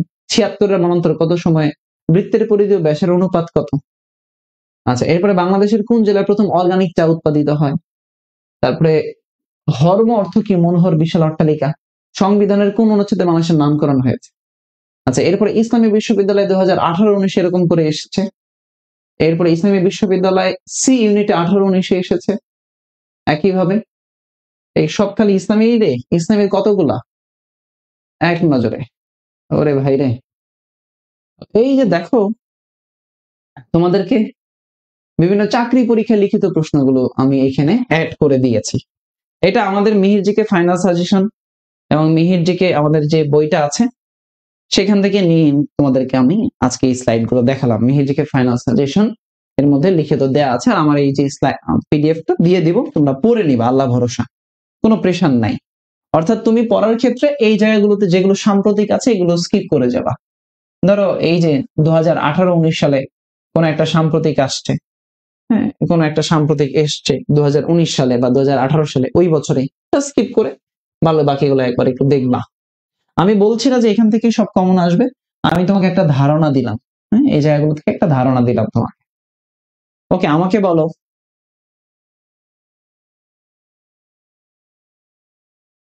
বলো আমাকে একটু বলো যে পিডিএফ কই পাবা? এই যে একটু পরে দিয়ে দিবে।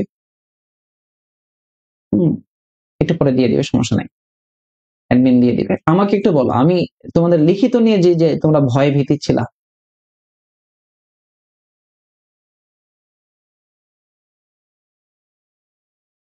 বলো আমার লিখিত নিয়ে যা ভয় ভীতি ছিল, তোমাদেরকে এই লিখিত নিয়ে আর কোনো ভয় আছে কিনা?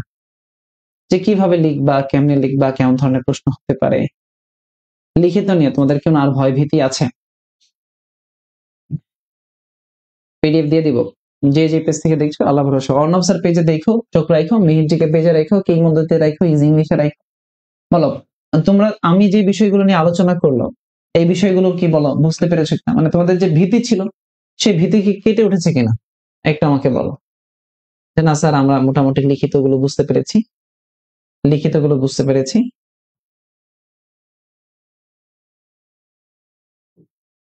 স্যার টেনশন কমেছে একটু। না আল্লাহ ভরসা। এবার গুরুত্বপূর্ণ কয়েকটা কথা একটু বলি। সেটা হলো যে সাধারণ জ্ঞানে মিহিরজিকে ফাইনাল সাজেশনের উপরে বাজারের কোনো সাজেশন নাই। এই যে ব্লু ইকোনমি দিয়েছে, ব্লু ইকোনমি থেকে এবছর প্রশ্ন হয়েছিল, ব্লু ইকোনমি। তোমাকে একটু বলি যে সাধারণ জ্ঞানে মিহিরজিকের উপরে বাজারে কোনো সাজেশন নাই। এক কথায় তুমি বিশ্বাস করো আর না করো, তোমার বন্ধু পড়ে ঠিকই সে এমসিকিউ কমন পেয়ে যাবে, তুমি না পড়ার কারণে হয়তো কমন পাবা না। কাজে এটা তোমার, এই জন্য আমি তোমাকে বলি যে ভালো করে পড়ো, কথা শোনো। সবসময় তো আর ভাই তোমাকে ঠকানোর জন্য তো কথা বলি না, তোমাকে মিথ্যা তো বলি না, মিথ্যা বলি না, আসলেই বলি না, মিথ্যা বলে বই বিক্রি করি না। তোমাকে যেটা বলতে চাই সেটা হলো যে পড়ো অন্তত। রাবির জন্য, গুচ্ছের জন্য, খুলনার জন্য আর অন্তত 2 মাস সময় আছে, ঠিক আছে? সময় আছে, প্রেশার নিও না, আল্লাহ ভরসা, আছি তো। এ ভাই আছি তো, অর্ণব ভাই বলছে আছে না? আছে, অর্ণব ভাই আছে, অর্ণব ভাই থাকবে, অর্ণব ভাইয়ের সাথে হাসনাত ভাইও থাকবে, আমির ভাইও থাকবে ইনশাআল্লাহ। আর মিহির স্যার তো থাকবেনই। জিকের কোনো ভয় নাই, বাংলার কোনো ভয় নাই, ইংরেজির কোনো ভয় নাই। আছি রে ভাই, আছি, হ্যাঁ আছি। সো 01727998624 আসো, 8624 আসো ভাই। এটা হলো বিকাশ নাম্বার, এটা বিকাশ নাম্বার, এটাই নগদ নাম্বার, এটাই অর্ণব ভাইয়ার হোয়াটসঅ্যাপ নাম্বার। তুমি জাস্ট আমাকে বলো যে ভাই আপনি আমাকে পড়ান, আমি সেকেন্ড টাইমার, আমি ফার্স্ট টাইমার, আপনি পড়ান ভাই, আপনাদের সাথে থাকতে চাই, আল্লাহ ভরসা, আল্লাহ ভরসা। জাস্ট শুধু বলো যে ভাই ইনশাআল্লাহ। বাংলাও কি এক লাইনে আসবে? হ্যাঁ, একইভাবেই আসতে পারে, বাংলা এরকম করেই আসতে পারে, যেভাবে প্যাটার্নটা দেখালাম এরকম করে আসতে পারে, পরিবর্তনও হতে পারে। ওকে, তাহলে আমাদের যে ব্যাচটা আছে সেই ব্যাচে আমরা অলরেডি জেউর জন্য আর্কাইভ ক্লাস দিয়েছি, জগন্নাথের জন্য আর্কাইভ ক্লাস দিয়েছি, স্টুডেন্টদেরকে ওরা করে নিচ্ছে। আমরা চট্টগ্রাম, রাজশাহী, খুলনা, জিএসটি, এরপরে আরো যা আছে, আরো জুমার যা লাগবে সব আমরা এই ব্যাচে কভার করব, অল ইন ওয়ান ব্যাচে। ব্যাচটার নাম হচ্ছে all in one batch, all in one batch. আসো, আল্লাহ ভরসা। আবার একটু যারা স্ক্রিনশট নিতে চাও 01727998624 আর মিহির জিকে সিরিজের সাথে থাকো। সবাই ভালো থাকো, সুস্থ থাকো, নিরাপদে থাকো। আজকে বিদায় নিচ্ছি। আল্লাহ হাফেজ, আসসালামু আলাইকুম, শুভরাত্রি।